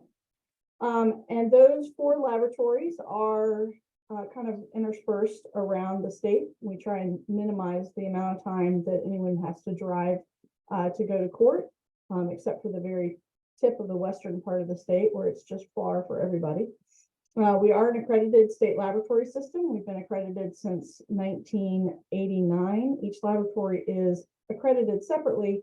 However, we work under one quality system, and the procedures manuals for each section are the same throughout the laboratories. We do also, besides our testing labs, have one calibration lab, which is our breath alcohol lab, which is also accredited by ANAB. For most disciplines in Virginia, the FS is the sole provider of forensic services in Virginia. There are no local labs that do drug analysis or do toxicology or do DNA or firearms or most of the analyses. And so I think we're a little unique in that regard as a state laboratory system. So we were originally, when we were first formed in 1972, it was as an independent agency. We were a bureau within the Division of Consolidated Laboratories, which is under the Department of General Services, so just a run-of-the-mill state agency. They do contain the public health lab, but they also do water testing and newborn screening and a lot of other things, pretty much any laboratory services that are required for the state. However, in 1996, it was determined that because we are a little different in that we are a part of the criminal justice system, they moved us out from under Consolidated Labs and moved us under the Department of Criminal Justice Services, so that we would be more in the criminal justice arena, still as an independent from law enforcement or from Attorney General or anything like that laboratory system. We were elevated to a department in our own right in 2005 within the Secretariat of Public Safety and Homeland Security. And at that time, legislation that created us as a department also created our 2 oversight bodies. We have a policy body, which is our Forensic Science Board. That is made up of mostly criminal justice stakeholders, and also an advisory board, which is called the Scientific Advisory Committee. And that is made up of scientists from across the country that come in and assist us with our scientific testing. So back in 1972, when we were created as this independent agency, all from the get-go, it was understood that we would not be doing crime scene work. And that's because we, as a state laboratory, receive samples from many different law enforcement agencies, and that would just be untenable. But in the first 2 years, they figured out that there needed to be a real connection between the laboratory and the law enforcement, the folks that were doing the crime scene work. And so legislatively, in 1974, they created a Forensic Science Academy, which we offer 3 sessions of a 9-week crime scene technology course. And that is attended by folks who are doing crime scene from every law enforcement agency in Virginia. We make sure that at least one working crime scene person has been through the class. And that has provided consistency between the law enforcement agencies so that when there's been a mass disaster or the mass shooting at Virginia Tech is a really good example where the crime scene people from all of the jurisdictions around Virginia Tech could show up with the same toolkit and say, how can I help? And they've gone through the same training and therefore can kind of seamlessly integrate. But basically that's so that we can explain how evidence should be collected and preserved so that they understand the capabilities and they know how that can impact the testing that we do. And then my last slide is similar to Peter's. He sent his first, so I got to model mine off of his. These are the disciplines that we do to include breath alcohol. We provide the calibration of the instruments and the training to the law enforcement operators for those instruments. And so we don't do the breath alcohol testing itself, but the calibration of the instruments. And then we do trace evidence, unlike Peter, but we don't do question documents either. We stopped doing that in 2014. In fiscal year 22, we received just under 50,000 separate cases. And this is actually a kind of a significant drop from fiscal year 18. In Virginia, there has been a significantly less number of drug cases, seized drug cases that have been submitted since the pandemic began. So we received about 61,000 cases in fiscal year 18, and then 4 years later, it is significantly lower. We do have a budget, and this budget here does include just over $2 million of federal funds, and the rest is general funds that we received from the state government. We have 355 classified positions. 14 of those are for federally or non-general funded positions, so that we have places to put people if we get positions from a grant. And our agency values are quality, integrity, impartiality, diversity, and resilience. We actually added resilience after the pandemic in our strategic planning.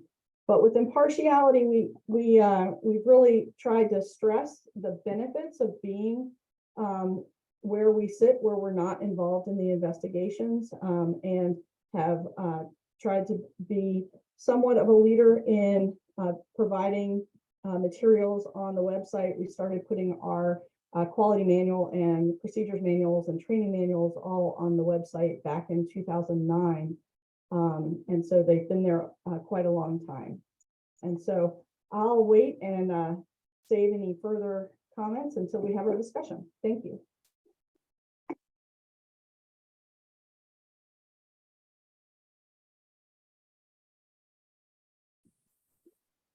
Lucy, you're on mute. I know that's tough, as Lucy would say herself. Go 2 ahead. years and I still can't get it. Okay. Next is Jeff Nye, who is the Lab System Director for the Michigan State Police Forensic Science Division. Good afternoon. As mentioned, my name is Jeff Nye. I'm the Director of the Forensic Science Division within the Michigan State Police. That's the other MSP, or I think there's actually several MSPs, but I'll try and not confuse Michigan State Police with Massachusetts State Police. I represent the traditional law enforcement based forensic science program. We are the statewide service provider within our state. As kind of the opposite of what Linda had mentioned, there are other entities within our state that provide some forensic services. They're usually fairly small, limited in scope. Some are accredited, many are not. It's a little bit of a variation here within our state. But for the Michigan State Police, we represent 7 laboratory locations. We're a very large state geographically, not as large as Texas, but it's a large state. If you go from Detroit all the way to the western end of the UP, you're probably talking about a 15-hour drive. It's quite a distance. So we're located, you can see the locations there: Lansing, Grand Rapids, Metro Detroit, Northville, Bridgeport, Grayling, and Marquette. They're geographically located much like what Linda had mentioned, which is to kind of service our local regions, as well as sort of focus in some of those areas that are higher crime areas. Michigan has a unfortunate identity of having some of the top 10 states within the US that have significant crime. A lot of them are related to the auto industry and the decline of the auto industry. Pontiac, Detroit, Flint, and Saginaw being 4 within the top 10, I'm pretty sure at this point. The different services that we provide, very similar to Linda's, a little bit different in some ways. We administer our breath alcohol program. We're seeking accreditation in that area as a calibration lab, but we're not quite there yet. We were the first agency within our state to be accredited to 17025 for our crime scene response. That is a pretty big portion of what we do.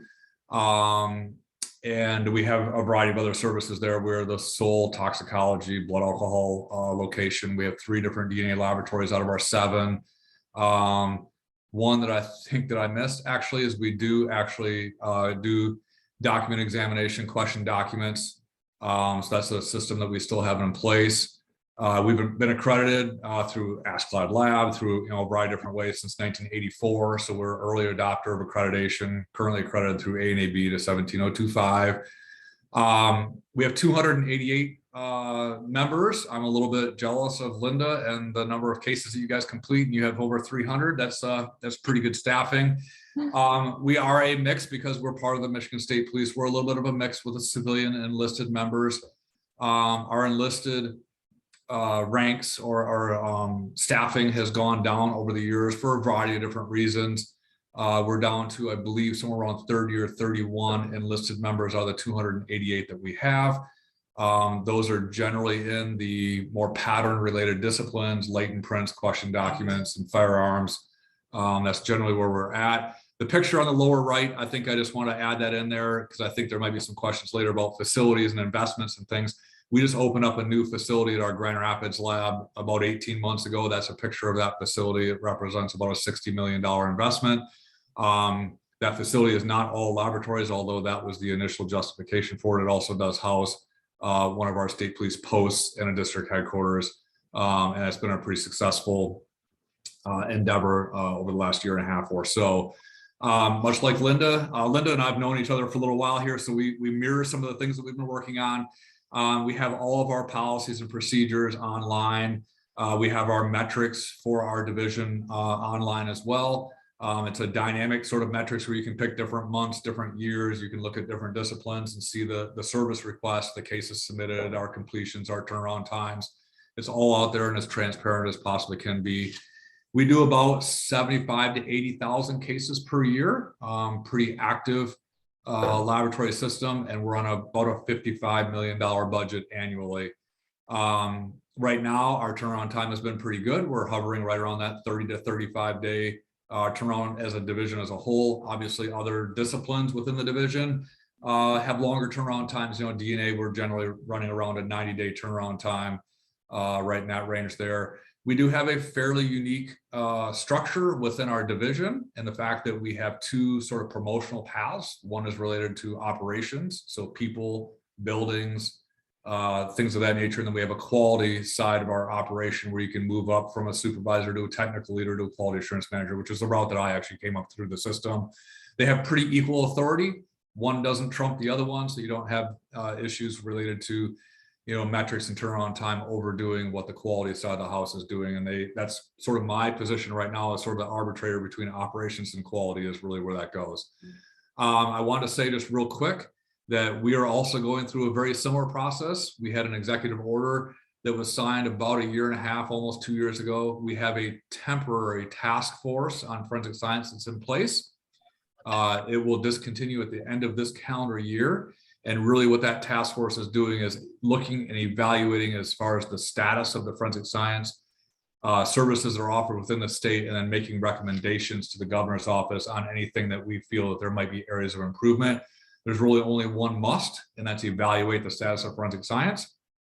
To be honest, that's been a very small part of what we've discussed. There are many mays, and I'm not going to go through all of those. There are all the mays that you guys are probably dealing with as well, which is, how you deliver and provide service and things of that nature, and how to strengthen forensic science in the state. And I just wanted to list those so that they would be available for those that are viewing this summit for a later time. You can go out and search websites and get the executive order from the governor and see the specifics related to that and the makeup of our task force. But that runs through the specific objectives of our task force. And I just want to point out that one of the things that's been actively discussed within our task force is also the independence issue within law enforcement. And that's all I have. Thanks. Okay, and last is Dr. Adam Hall, who previously worked in a forensic laboratory and is now part of the Boston University School of Medicine. Let's see. Okay, hi everyone. It's really great to be a part of this.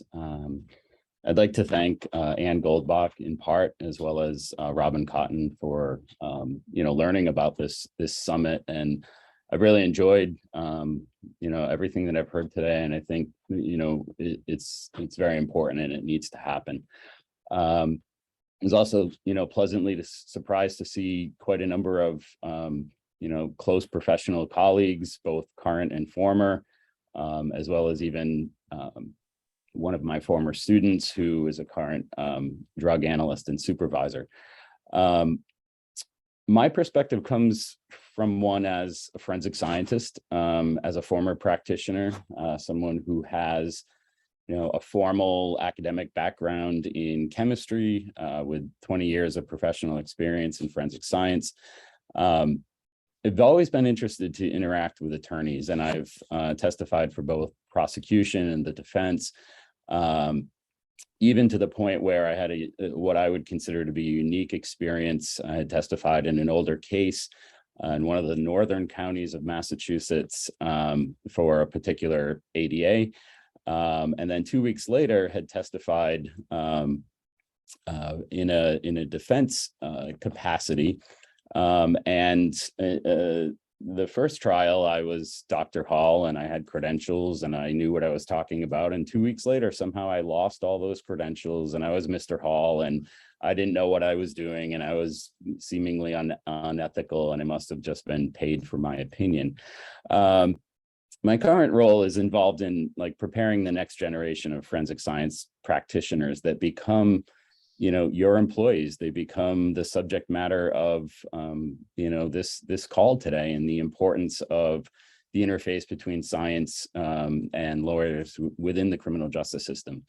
I'd just like to state that my opinions are my own, and I think that disagreement, which there hasn't been too much of yet today, is really a part of a healthy debate and advancement of the field overall. But my opinions do not represent the Mass State Police, nor the Boston Police, or either university I've been employed by, nor the Northeastern Association of Forensic Scientists, which I currently serve as the president for. Massachusetts is my home. I've lived here my whole adult life, and as a citizen of the Commonwealth of Massachusetts, I'm really happy to see all of you participating throughout the day's events. There's been over 200 participants. We only lost a few once the scientists started talking, so that's pretty good. Scientists, plural, not just myself.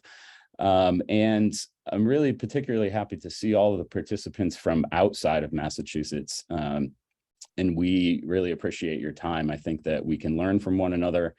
And it's just, it's a really great opportunity for our state.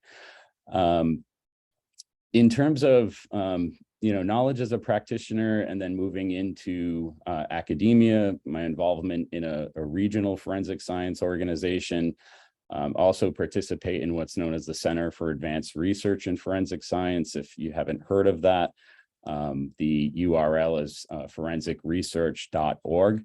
The funding for that research comes from partnerships with industrial partners as well as governmental partners, including the FBI, the Secret Service, the DEA, and many other agencies.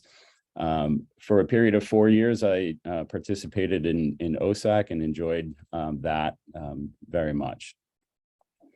So one thing that I would like to kind of first say is that from my experience, having worked with a number of the people on this summit today in different capacities, that from my experience, forensic scientists are, they're hardworking, caring, ethical, underpaid, overworked individuals who are under constant scrutiny. And I think that scrutiny is for good reason. My first testimony was over 20 years ago with Adrian Lynch. I remember that, to this day. There's a lot of really great, intelligent, caring people on this call, regardless of, which side you're on, so to say, the prosecutorial side or the defense side. None of these individuals are the rogue scientists that we've come to know, a couple of which here in Massachusetts, sadly. Which in some part kind of necessitates the reason for this discussion, as well as some of the other important issues that were brought up. I was happy to hear the clarification that was made earlier that the most notorious of which was employed by a non-accredited laboratory, and it kind of further speaks to the importance of accreditation. That accreditation can be at the laboratory level. It can also be at the educational level. There's an organization known as FEPAC, the Forensic Education Program Advisory Committee, and Boston University is the only accredited graduate program in Massachusetts and one of two within the New England area. And there are, of course, many other forensic science programs throughout the country. Within that accreditation, one of the things that the accreditation mandates is that our students, our graduate students, have some exposure to criminal law and to testimony experience, which I find to be very important, and this will come up later as well. So just briefly, and then I know we're going to kind of get into a round robin discussion. These are some points I think to spark some conversation. Are the vast majority of forensic scientists, ethical, moral, and competent individuals? From my experience, yes. Are forensic analysts truly independent scientists? I think that in some ways depends on, their reporting structure and the organization in which they work. Also, comes back full circle to, their ethics and moral character. Does the prosecution and defense have equal access to experts, testing and so on? And that was brought up earlier, and I thought that was very interesting. From my experience, the answer has been no, particularly with data sharing. As an expert witness for the defense, oftentimes I receive, case files as a photocopied, faxed version of a low resolution, picture, and it often becomes very difficult to see the data. Other labs are much more transparent.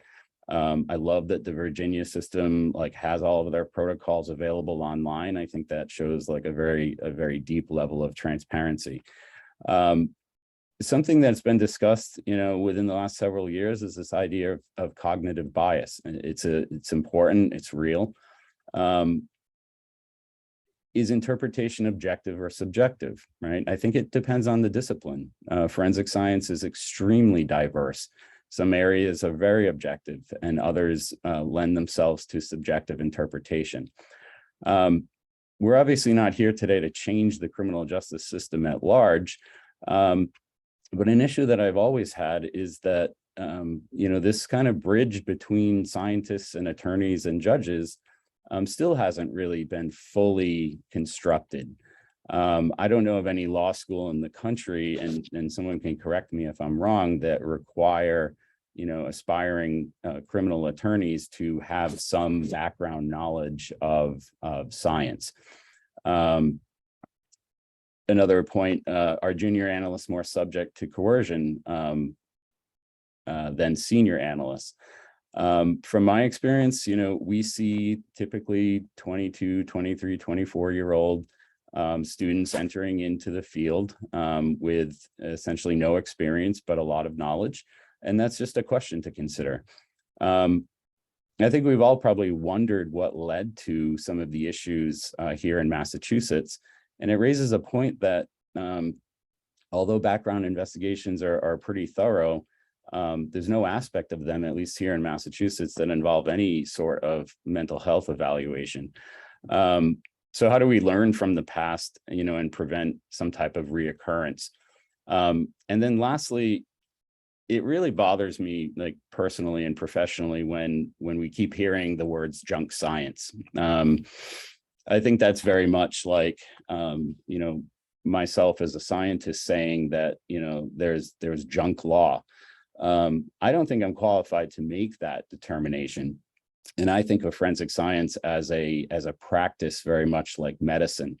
And I was thinking of an analogy leading into this. If you were to have a particular type of surgery years ago, you may have an incision that's 6 inches long and it was very invasive and required an overnight stay.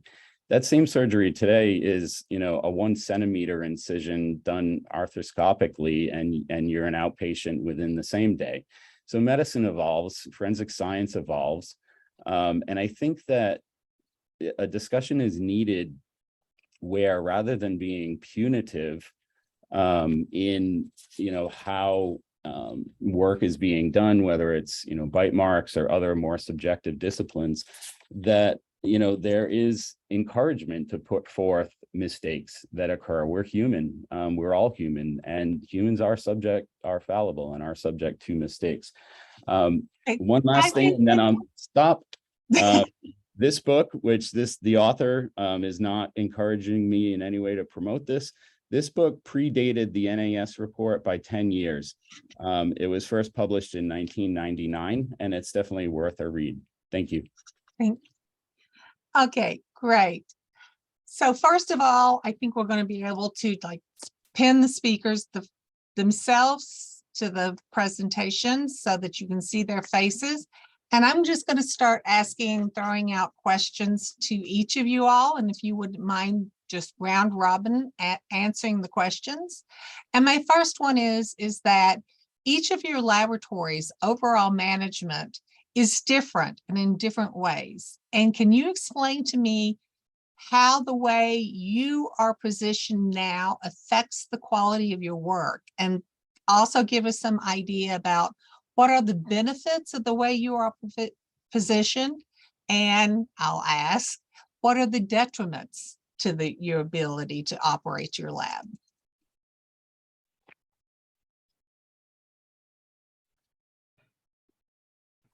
Peter? Who wants to go first? Peter, you can go first. All right. So since I'm probably the strangest one in the country, I am quite certain no one thought of some of the benefits that we have subsequently seen in this curious structure that we are. I've joked for a long time now that I work with the chief of police, I work with the DA, I work with the mayor of Houston. I am certain I piss all three of them off regularly, but only that board can fire my butt. So it does change the relationship. And I know I've got one of the questions in here about independence, but I have found that really the question, as I discuss it a lot, is around parity. That the laboratory is much better positioned as a more equal partner in the system relative to the prosecutor and to law enforcement here in Harris County than I think it was previously. And that makes a huge difference in the discussion of how we navigate things where we've got challenges. And there are some huge challenges in Harris County right now. The Harris County courts are probably something north of 100,000 cases backlogged right now. It is absolutely catastrophic. And that is the results of Hurricane Harvey stacked on top of COVID. And we've had some pretty tense negotiations about things that a system that backlogged wants the laboratory to do. That's just, no, not going to do it. And that the board has been beneficial in helping navigate some of that. But I think other components that nobody really thought of. Nobody really thought of the fact that setting up this lab this way means our procurement is the laboratory's authority and responsibility.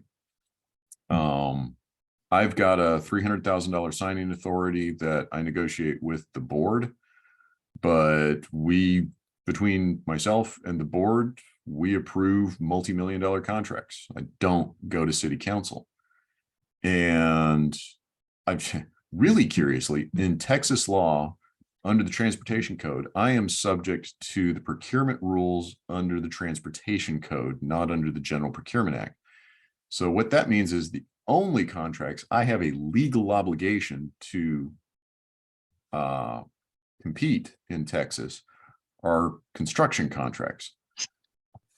Now, it sounds crazy, but really when you think about it in forensics is this tiny little industry that only has, for many things, one, maybe two options for some of the big things that we spend money on.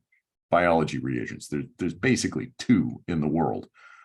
Mass spectral equipment, there's maybe 4 manufacturers really in the world. So when a laboratory validates a new biology reagent, we spend millions validating a reagent, getting it to where we can use it in casework, to then force a laboratory to have to go through a competitive procurement to buy something that there's really only one choice is cost that doesn't make much sense. I don't have to do that in the same way. It's a huge advantage. I know we've got one question in here about unions and at-will employees. All my employees are at-will employees. They're my HR responsibility. That is an enormous advantage. It's a big responsibility, but it's an enormous advantage.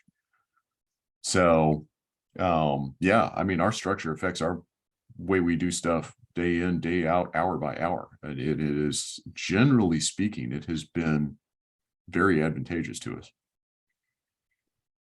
Linda?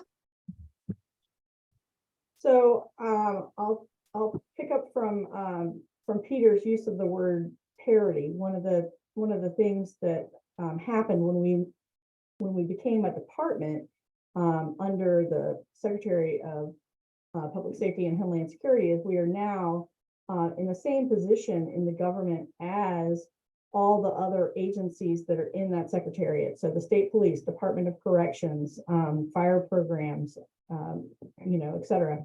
And so we have direct access to the highest level of government in that we are making our budget requests directly to the secretary, to go to the planning and budget. They don't go through a bunch of filters and have other people, prioritizing them before they would get to that final kind of layer before things are decided as to what would be included in the governor's budget or not.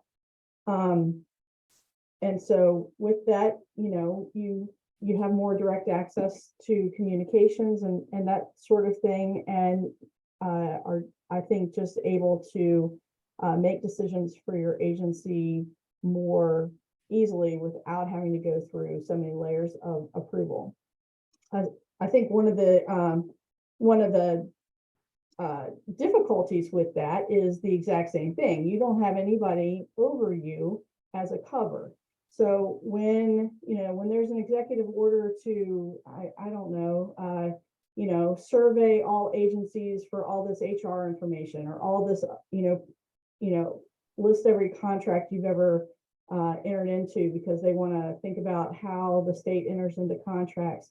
We'll have to do that. We'll have to, have someone in whatever area spend the time to work on those things because we don't have any filter in between. So. Okay, and now, Jeff? Sure. So again, with our structure, we're in between Peter and Linda. So I report directly to a major that oversees a bureau that has other technical things in it. And then she reports to a lieutenant colonel and then to the colonel of the state police. So there's a process there. But I had mentioned earlier that we are very much aligned either on a quality side of our house or on the operations side of the house. They don't interact with quality at all. they understand it, they value it, and they understand that we know it best. So they don't interact with our quality efforts. They understand that we're accredited, it's a process, all those things. On the operational side, because it's a state police organization, operations are a big deal to them.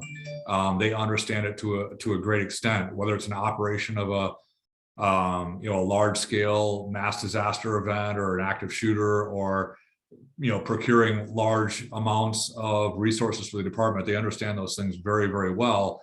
They don't challenge us about what we want to acquire or to purchase, but they're a great asset when it comes to securing them, procuring them, and going through that process as well. So really, we operate extremely independently based on our structure and the fact that I'm a division director. Our division makes up almost 1/10 of the state police. It's a pretty large entity within it, and it's just mutual respect about what experience and what value that we can each bring to it, and it works out very well for us. Adam, any thoughts? Just briefly, from my perspective as a former analyst, never as a laboratory director, I think one challenge of being a civilian crime lab director under a police-run agency is budgeting. It sounds like Jeff's lab may be a bit more independent, but I certainly know of specific situations in which money was rebudgeted by the state police to buy 40 new cruisers, let's say, and all of a sudden then the crime lab director could not hire the additional scientists that they needed in order to keep up and reduce case backlogs. To Peter's point, DNA kits, mass spectrometers, they're very expensive. They're very important, but I don't know if, depending on people's laboratory structures, that's always necessarily appreciated.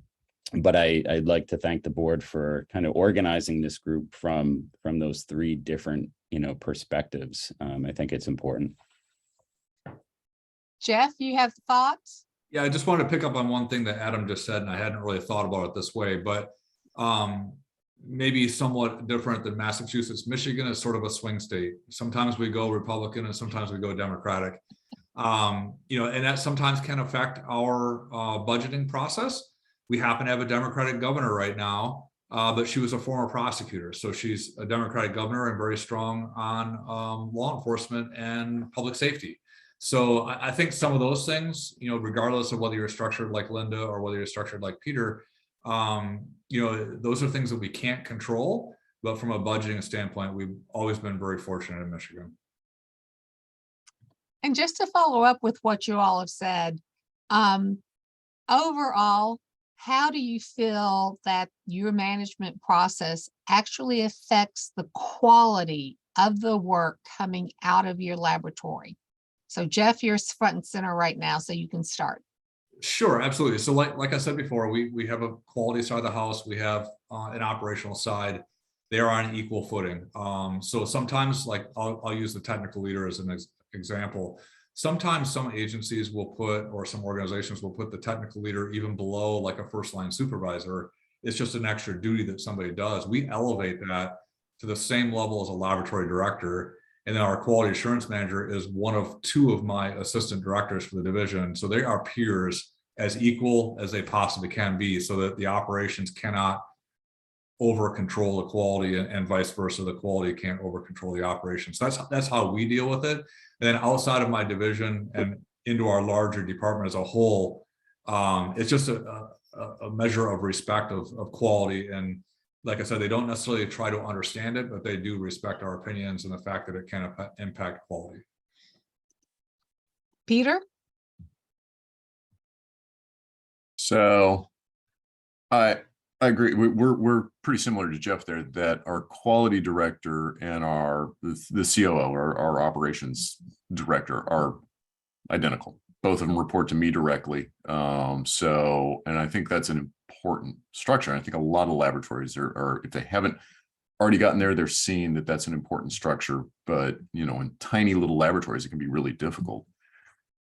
I think with our structure, even though we have a very good working relationship with HPD, particularly at the executive level and down through, about the lieutenant level, there are always those frictions with individual investigators. And it's a very Texas way that I've heard this story, and it has been put to me so many times this way. It usually goes, son, I don't care how the sausage is made, just get me my dinner on time. And our structure makes it really easy for the response to be, I appreciate that, but when that sausage poisons you, we're both going to care. And they can't stop me from responding that way. And I think that's an important aspect of it, is there's nobody that can really come back and tell me, Stout, shut up. Now, there's a lot of responsibility that goes with that. You can't just be a complete firebrand, but it is a circumstance that we can make the choice to implement blind quality control at a scale that, nobody else is doing. That's both from the structure, but I think it's important to point out HFSC gets a lot of attention for its structure, but there are a lot of other things that make it possible for HFSC to do what we do, and we couldn't do it without it. One is Texas Forensic Science Commission. I think y'all have already heard from Lynn Garcia. I mean, that is an enormously important thing here in the state of Texas. The Michael Morton Act, which is basically Brady on steroids. It creates a circumstance where I don't get pushback from district attorneys here on the release of information the way I've seen elsewhere in the country. And it's important because it takes a layer of tactical decision-making out of the distribution of information away. It is far easier here than I've seen elsewhere in the country. For somebody asks us for the information, here you go. It's all yours. Nobody really gets it. I don't have to wait for a discovery order, things like that. And those things make a big difference, but that's way outside of HFSC. And I also get, and you always have to acknowledge, things were so bad here in Houston. There is a latitude for us to do things because Houston has a memory of those, 15, 20 years of agony with basically what has become the archetype of the failed laboratory in the country, that changes people's perspective on things. Linda, any thoughts? Sure. I mean, we're similar in that our quality side is separated from the operational side. I will say we also have two different research sections, which are also separated from operations, which has been very helpful in allowing us to implement and really solidly validate new methods without having adverse effects to production. I mean, so there's some definite benefits for that. You're talking about discovery. The rules are a little different in Virginia than they are in Texas.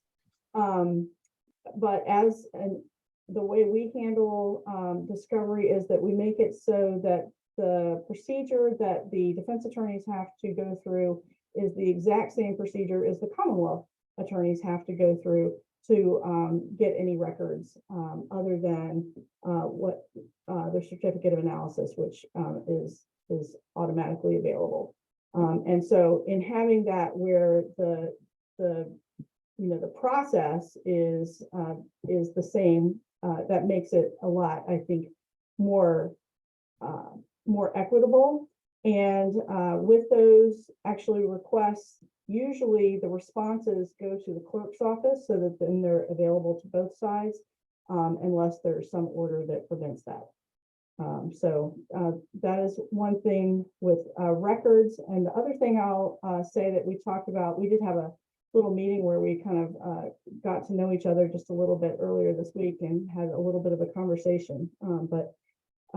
Yeah, one of the other things that I thought about was the transformation over the years of really focusing on making our examiners available to both the prosecution and the defense.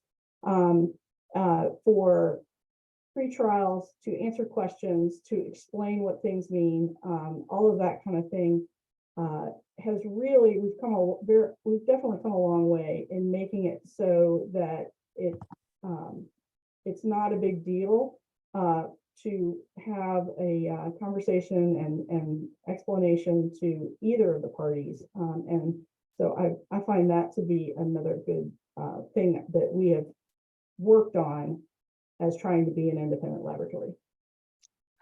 And that leads me into the next level of my questioning, because we talked about a little bit earlier, independence versus parity. So, and that transparency that you may or may not have in relationship to your government, how your management is affected. So this next question is kind of going along with that, is what transparency can you have either through the discovery motion, through the defense access to attorneys, both prosecution and defense, and in relationship to the family, media, because we know always that comes into the play, and what benefit is there with outside law enforcement. So I threw a lot in there, but transparency, discussions, media, that type of stuff. I'll You just get some of it. continue for a second and then throw it back. One of the things with being, we're not part of the investigation. The law enforcement agency, they're in charge of the investigation. They select the evidence that should come to us so that they can get scientific results that then they can use further in their investigation. And so when, particularly with media or even with a family member or a survivor or a victim, it's not our information to give about a particular case. That information needs to come from the investigating agency or officer and should be based on their policies. And so that for when it comes to specific case information, we're pretty clear that that's not those aren't our questions to answer. So I'll start with that and see what they have to say. I'd say, likewise, even with us, I mean, that's pretty, while, yeah, I probably have more latitude and I talk more with the media than other labs. There's a really clear line there as well. The specific case information kind of stuff, that's the DA, that's the investigating agency. Yeah, my crime scene is at the scene, at least for homicides, officer involved shootings, and child deaths. That's really all we have capacity to make.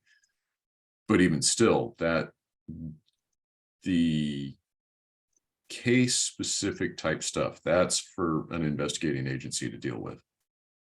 So, largely what I'm dealing with media and others on are more kind of generic issues of laboratory process or things that go between cases, not specific cases. How about with attorneys? Now that's, there's a very different aspect, and we try really hard to try and get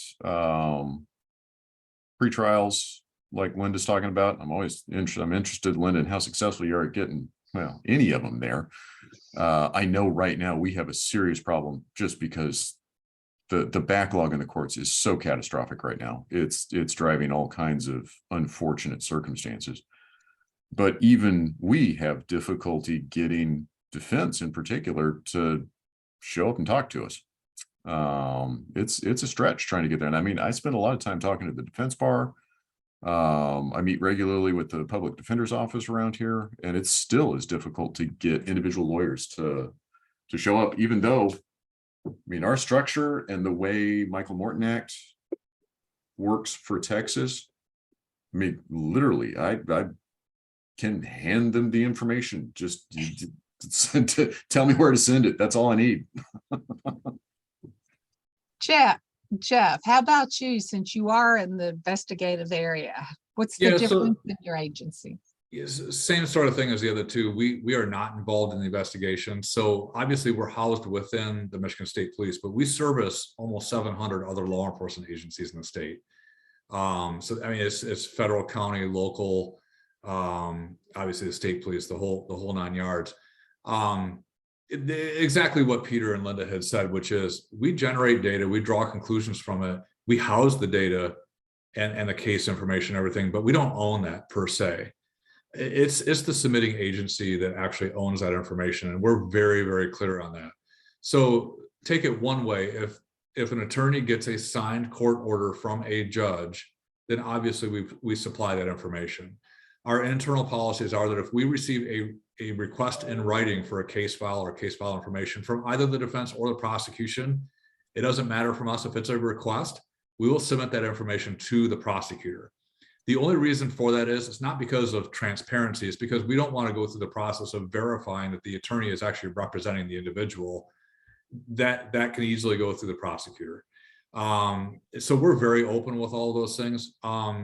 The only area that I would clarify is the area that we're struggling a little bit within our state is not the criminal justice individuals, be it prosecution, defense, or submitting law enforcement agencies.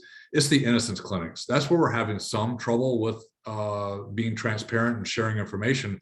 It's not because we don't want to, but it's just ensuring that they're managing the information that we are giving them in a criminal justice information manner, and that they're not utilizing it in an incorrect manner. And I think I might have logged in just about the time that you guys were talking about database disclosures and things like that. That's what we're trying to protect. We obviously very much value the innocence clinics and the work that they're doing. You know, we, just like everybody else, don't want anybody to be wrongfully incarcerated for unfair reasons. It's just about protecting that criminal justice information. And we're actually going through a process right now where we're developing an MOU with those innocence clinic organizations within our state, so we can get through that and have some assurances that that information is maintained appropriately. I believe Lisa Kavanaugh from the board has a question. Thanks, Lucy. I actually just want to chime in here to observe that I think in Massachusetts, in the context of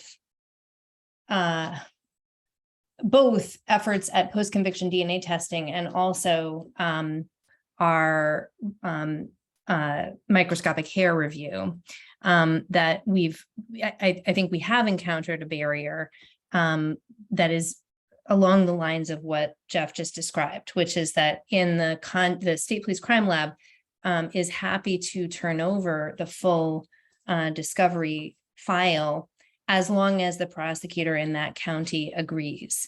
And so the concern is not that you know, my organization or another will do something improper with it, but it still has to be run by the prosecutor. And it strikes me that you know, that creates an inherent barrier that sort of sounds like it's mirrored in the structure of other law enforcement based labs. I just wanted to make that observation. Okay, Peter? Yeah, I can't stress enough how different I found it here in Texas relative to other places in the country I've been. So the Michael Morton Act is part of it, but then there's also a disciplinary bar decision called the Schultz decision here in Texas, that a prosecutor was disciplined for not disclosing information properly. So it really is the case here. I do not get in certainly Harris County, and I am kind of specifically Harris County, which is kind of a country unto itself with as many people as are here, but I just don't get DAs pressing back on trying to withhold information. It is exactly the other way around. Did you get it all out there? Are you sure you got it all out there? Can I help you get it all out there? Are you sure you got it all out there? Is there anything else you could have released out there? Please make sure it's all out there. And it's a very different circumstance. There just aren't questions about, is that a piece of information that we need to make sure is that we understand that everybody's okay with that being released? It just doesn't happen here. But that's a lot of framework that's around HFSC. Adam, do you have a couple of thoughts on this topic real quick before we move on to the next? I do, yes, just quickly. As far as like management process and quality output is concerned. One of the things that has always kind of bothered me is that I think that, and some labs do this and some don't. I think that proficiency tests really should be like blind, in that the analyst doesn't know that they're engaging in a proficiency test. And that may be difficult to, put into place. But to me, in some respects, well, not in some respects, I distinctly recall, being a bit nervous, or analysts, putting extra attention into the proficiency test because they knew what the potential ramifications were if they were to fail it, and kind of the punitive, discipline that would come as a result. By not having proficiency tests blind, I think it's much like knowing that you have a scheduled drug test, and all of a sudden I decide to adopt Peter's hairstyle, because I know I have a drug test on Monday, right? So I avoid having a wild weekend this weekend because I know I have a scheduled drug test. But if I don't know it's coming up, the results may be more accurate. The other thing is just, as far as discovery is concerned, and I don't know if this is on the expert witness or if this is on the attorney in writing the discovery motion, my experience has been that you only get what you ask for, and that you don't get everything.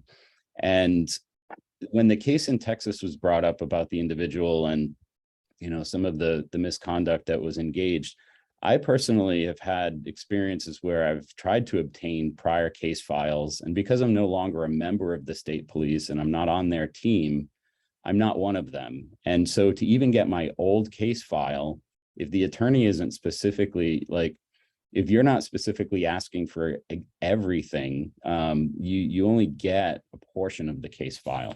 I think that's potentially an issue. Okay.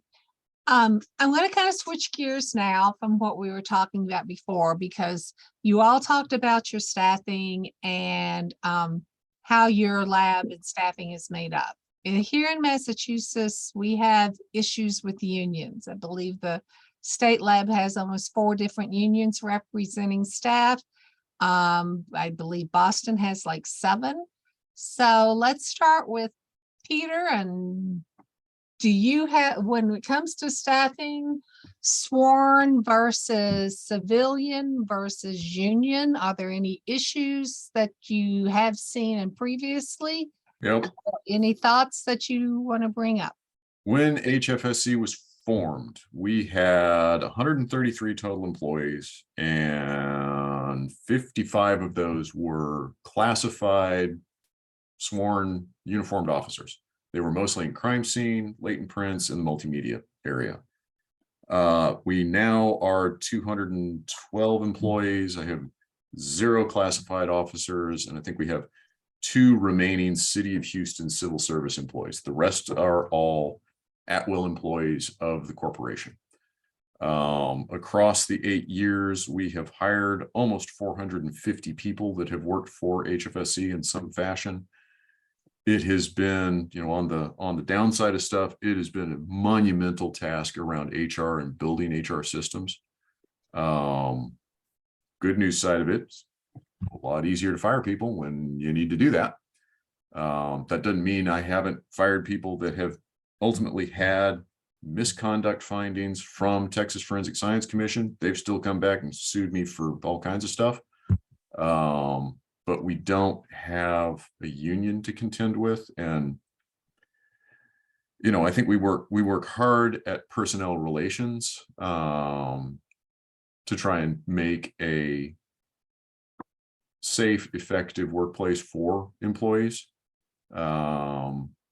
It's not that we won't ever have a union, but I think it is certainly to our advantage that we deal with it in the way that we do. I have managed union shops before when I managed federal laboratory, American Federation of Government Employees, and yes, it is a lot more difficult around that, no question. Okay, how about Linda? I will be very quick. Virginia, although my slide said we have 355 classified employees, that is a term of art for Virginia, and it does not mean sworn. So basically we have 300 and however many just regular old state employees. We are a right to work state and there are no unions. Okey doke. And Jeff? So we have 288 employees that are represented by 6 different unions. Michigan is a union state. There have been some different right to work agreements in place. Individuals have the opportunity to not sign up with a union. That's different than what it was maybe 10 years ago, where as an employee, they were required to be part of the union. And really, I don't see unions as being a barrier in any way, shape, or form to what we do. It's just another factor that you have to consider when you're looking at things like employee performance, if that results in any sort of discipline or corrective action or development plan, any sort of personnel transactions. They do have some rights related to promotional opportunities and things of that nature. But I don't know as if any of those rights actually impede our ability to hire the right people or to hire the most qualified individuals or to promote those most qualified individuals. It's just a factor that has to be considered in the process. That's all. Okay, we're starting to run out of time here, so I'm going to throw out one last question and you can raise your hands if you want to respond to it or not. My last question is any closing words of wisdom from Massachusetts on this huge job we have on our mandate? Jeff, you're up, or?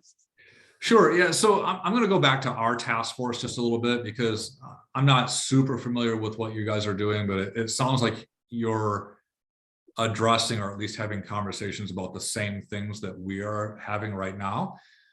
We've been at it for about 18 months and our end work product is simply going to be recommendations to the governor.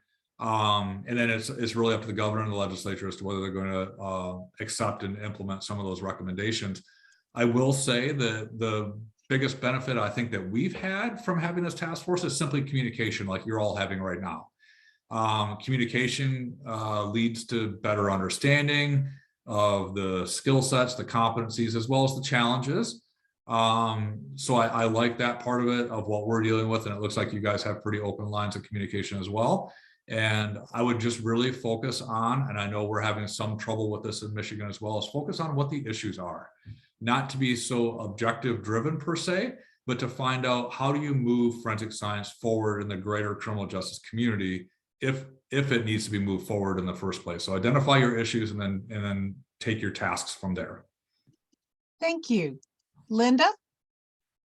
Sure. I just wanted to share briefly that in the beginning, I stated that we had been elevated to a state agency. And I just wanted to, we weren't under law enforcement and moved out, but we were moved from one agency to another where we became, where we had to be self-sufficient. And I just wanted to, one of the challenges we had was that we no longer had an agency's human resources department or finance department or procurement department or IT department because we had to create those for ourselves. And so if there is some thinking of moving agencies from one place to another, that those are some things that are really important to consider. They're not sexy, like how many scientists you're going to have. But truthfully, if you don't start out with enough of those support people, it's hard to get them later because it's hard to justify needing those types of support people. It's a lot easier to justify needing an additional DNA examiner or something like that. And the one other position that I think has been very helpful to us as an independent agency is our DFS counsel. We have an in-house attorney that is there to give us advice. She doesn't litigate on our behalf. If there's some litigation to be done, that's done by a representative from the Attorney General's office, just like any other state agency. But she provides us with guidance on things like Giglio disclosures and making sure that we are fully responsive to subpoenas and those types of things. And it's it's really made it very clear, which I think I always knew this, but that scientists and attorneys don't always speak the same language. And so it's really nice to have someone who can sort of act as an interpreter sometimes to be able to help us, our scientists out, including me. Thank you, Linda. Thank you, Lucy. Sorry to jump in. We are past our time frame. So I just want to thank all of our panelists, our speakers. I want to thank everybody for joining in. I want to thank the board. This has certainly been helpful for our board moving forward. And we look forward to all of you joining our meetings. You can go on to mass.gov. We post our meeting minutes and we post our dates. Our next date is November 18th. At 10 a.m. Eastern Standard Time. It is virtual, so you can attend from wherever you are. So thank you very much. With that, I need to ask a board member for a motion to adjourn. I move that we. Okay, so I have a motion from maybe Lucy or Sabra or Lisa to adjourn. Is there a second? I'll second. This is Okay, Gina. thank you. Thank you, Gina. Thank you to everyone. We appreciate it and we look forward to seeing you again in the future. Stay well and be well. Take care. Thank you. All right.